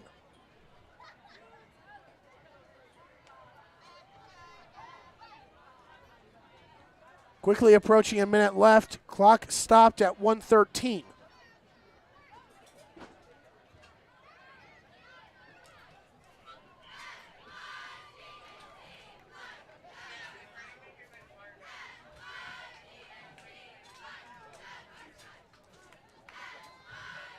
Patterson goes in motion. Devins takes a snap, feeling pressure once again. Looking downfield, he heaves one up, looking for Jenkins, and Jenkins is pushed down and the pass is picked off, but a flag is thrown. Verrado looking to just waste time, and then they will go down. 57 seconds remain, but a flag was thrown, likely pass interference.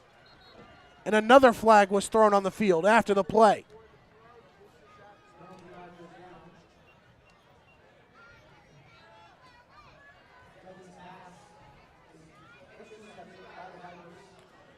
At least one penalty will be going against Verrado, erasing the interception, as it will likely be pass interference against the Vipers.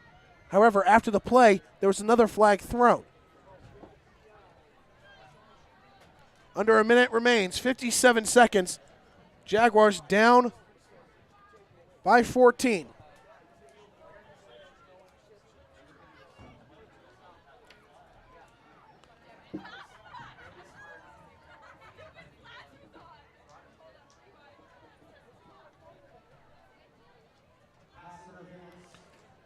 The first penalty is pass interference against the Vipers.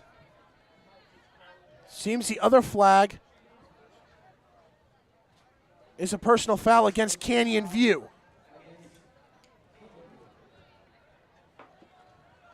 Another personal foul halts the momentum of the offense. And it will be first down and 10 at the 50-yard line, so a gain of a yard, essentially, with the two penalties. 57 seconds. Canyon View really running out of time now.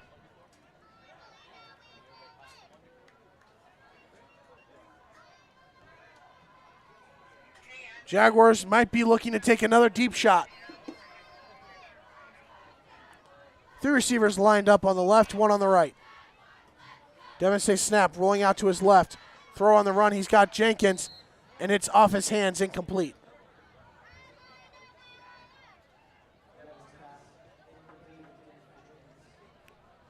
.52 seconds, second down and 10.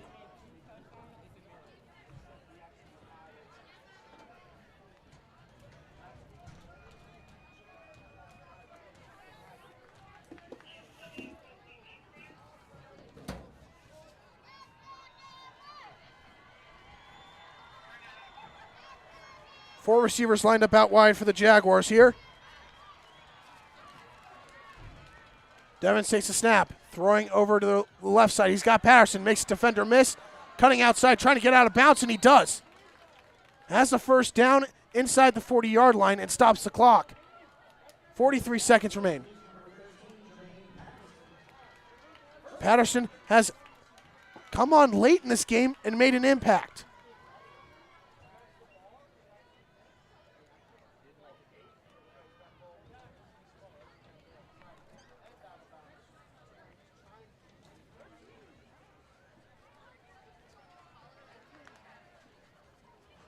New set of downs at the 37-yard line. Four receivers out wide. Devins takes a snap, rolling out, facing immediate pressure.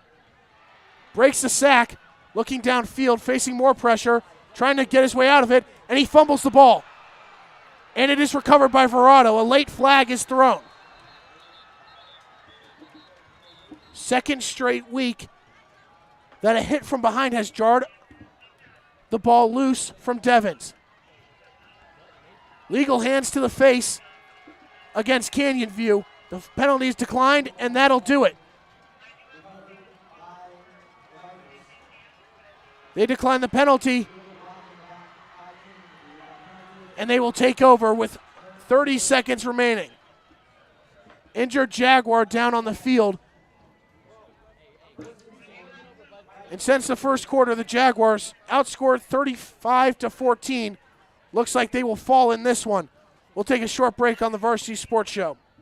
Hey guys, Vince here to talk about Angel Dentistry. It's where my wife and I have gone for over 10 years, and we trust them with our routine and extensive dental care because they care. Dr. Amber Angel is an Arizona native, born in the town of Miami, and has been practicing in the Valley over 20 years. For general to comprehensive dental services, call 602-788-2008. Located off of Cave Creek Road just north of the 101 in North Phoenix. Angel Dentistry, proud supporters of our young people and proud partners of the Varsity Sports Show. Chris Scott of RE/MAX is Central Oregon's best realtor for anyone thinking of a vacation home or relocation. He's our very own born and raised Phoenician who moved his family to Central Oregon. 30 seconds remain. All it takes is a knee from Eric Santiago, and Verrado will get their first win of the season. Santiago will take a knee, and that will do it. In the first edition of the War of the White Tanks rivalry, the boot belongs to Verrado, defeating the Jaguars 35-21 in Canyon View's home opener.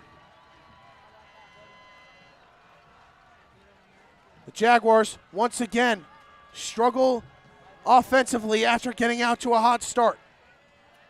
It was two early touchdown runs from Bo Devins that got Canyon View on the board and got them an early lead. However, Eric Santiago in the offense for Verrado ended the game outscoring the Jaguars 35-14. Jaguars fall for the second straight week and start 0-2. But this is nothing new for Nick Gertz. There is hope for the Jaguars despite starting 0-2. They did the same thing last year and ended up making the playoffs, winning 7 of their last 8 games. Next week, the Jaguars hit the road once again as they head to Tullison, looking for their first win of the season. That'll do it here on the Varsity Sports Show. Thank you for tuning in. I'm Ryan Blank. Have a great rest of your night. Hey fans, thanks for tuning in. I'd like to tell you about a new program called Varsity Weekly. It's a weekly sports recap of sports and events from our amazing broadcast and production team here at the Varsity Sports Show. We were looking for a way to bundle all of the great things our team does throughout the week into one 20-minute program each week, and here it is. We will also feature a special Southern Arizona report from a few of our talented journalists in Tucson. None of this would be possible without the generosity and kindness of our partners and friends of the Varsity Sports Show. If you have any students that are interested in submitting content, let us know. We'd love to feature content in a special segment we call Future Stars. And be sure and listen to the My Recruit Show presented by the Varsity Media Foundation from 7 to 8 a.m. and then the Varsity Sports Show every Saturday morning from 8 to 10 on AM 1060 KDUS Arizona. Now sit back and enjoy Varsity Weekly, and be sure and look for new episodes every Sunday night this fall. And go Varsity!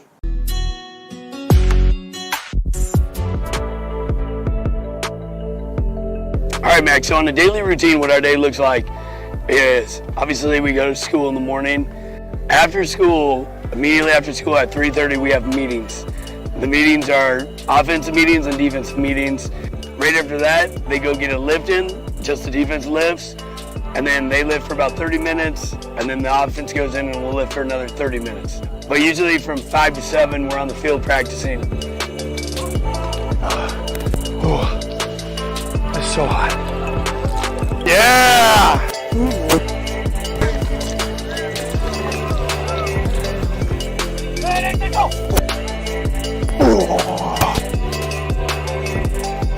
Man.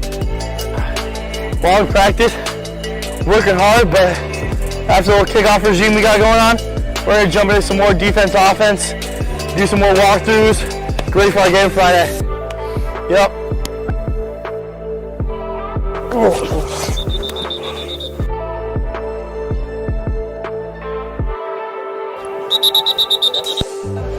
Punt. We're doing punt scheme, so some special teams for practice ends.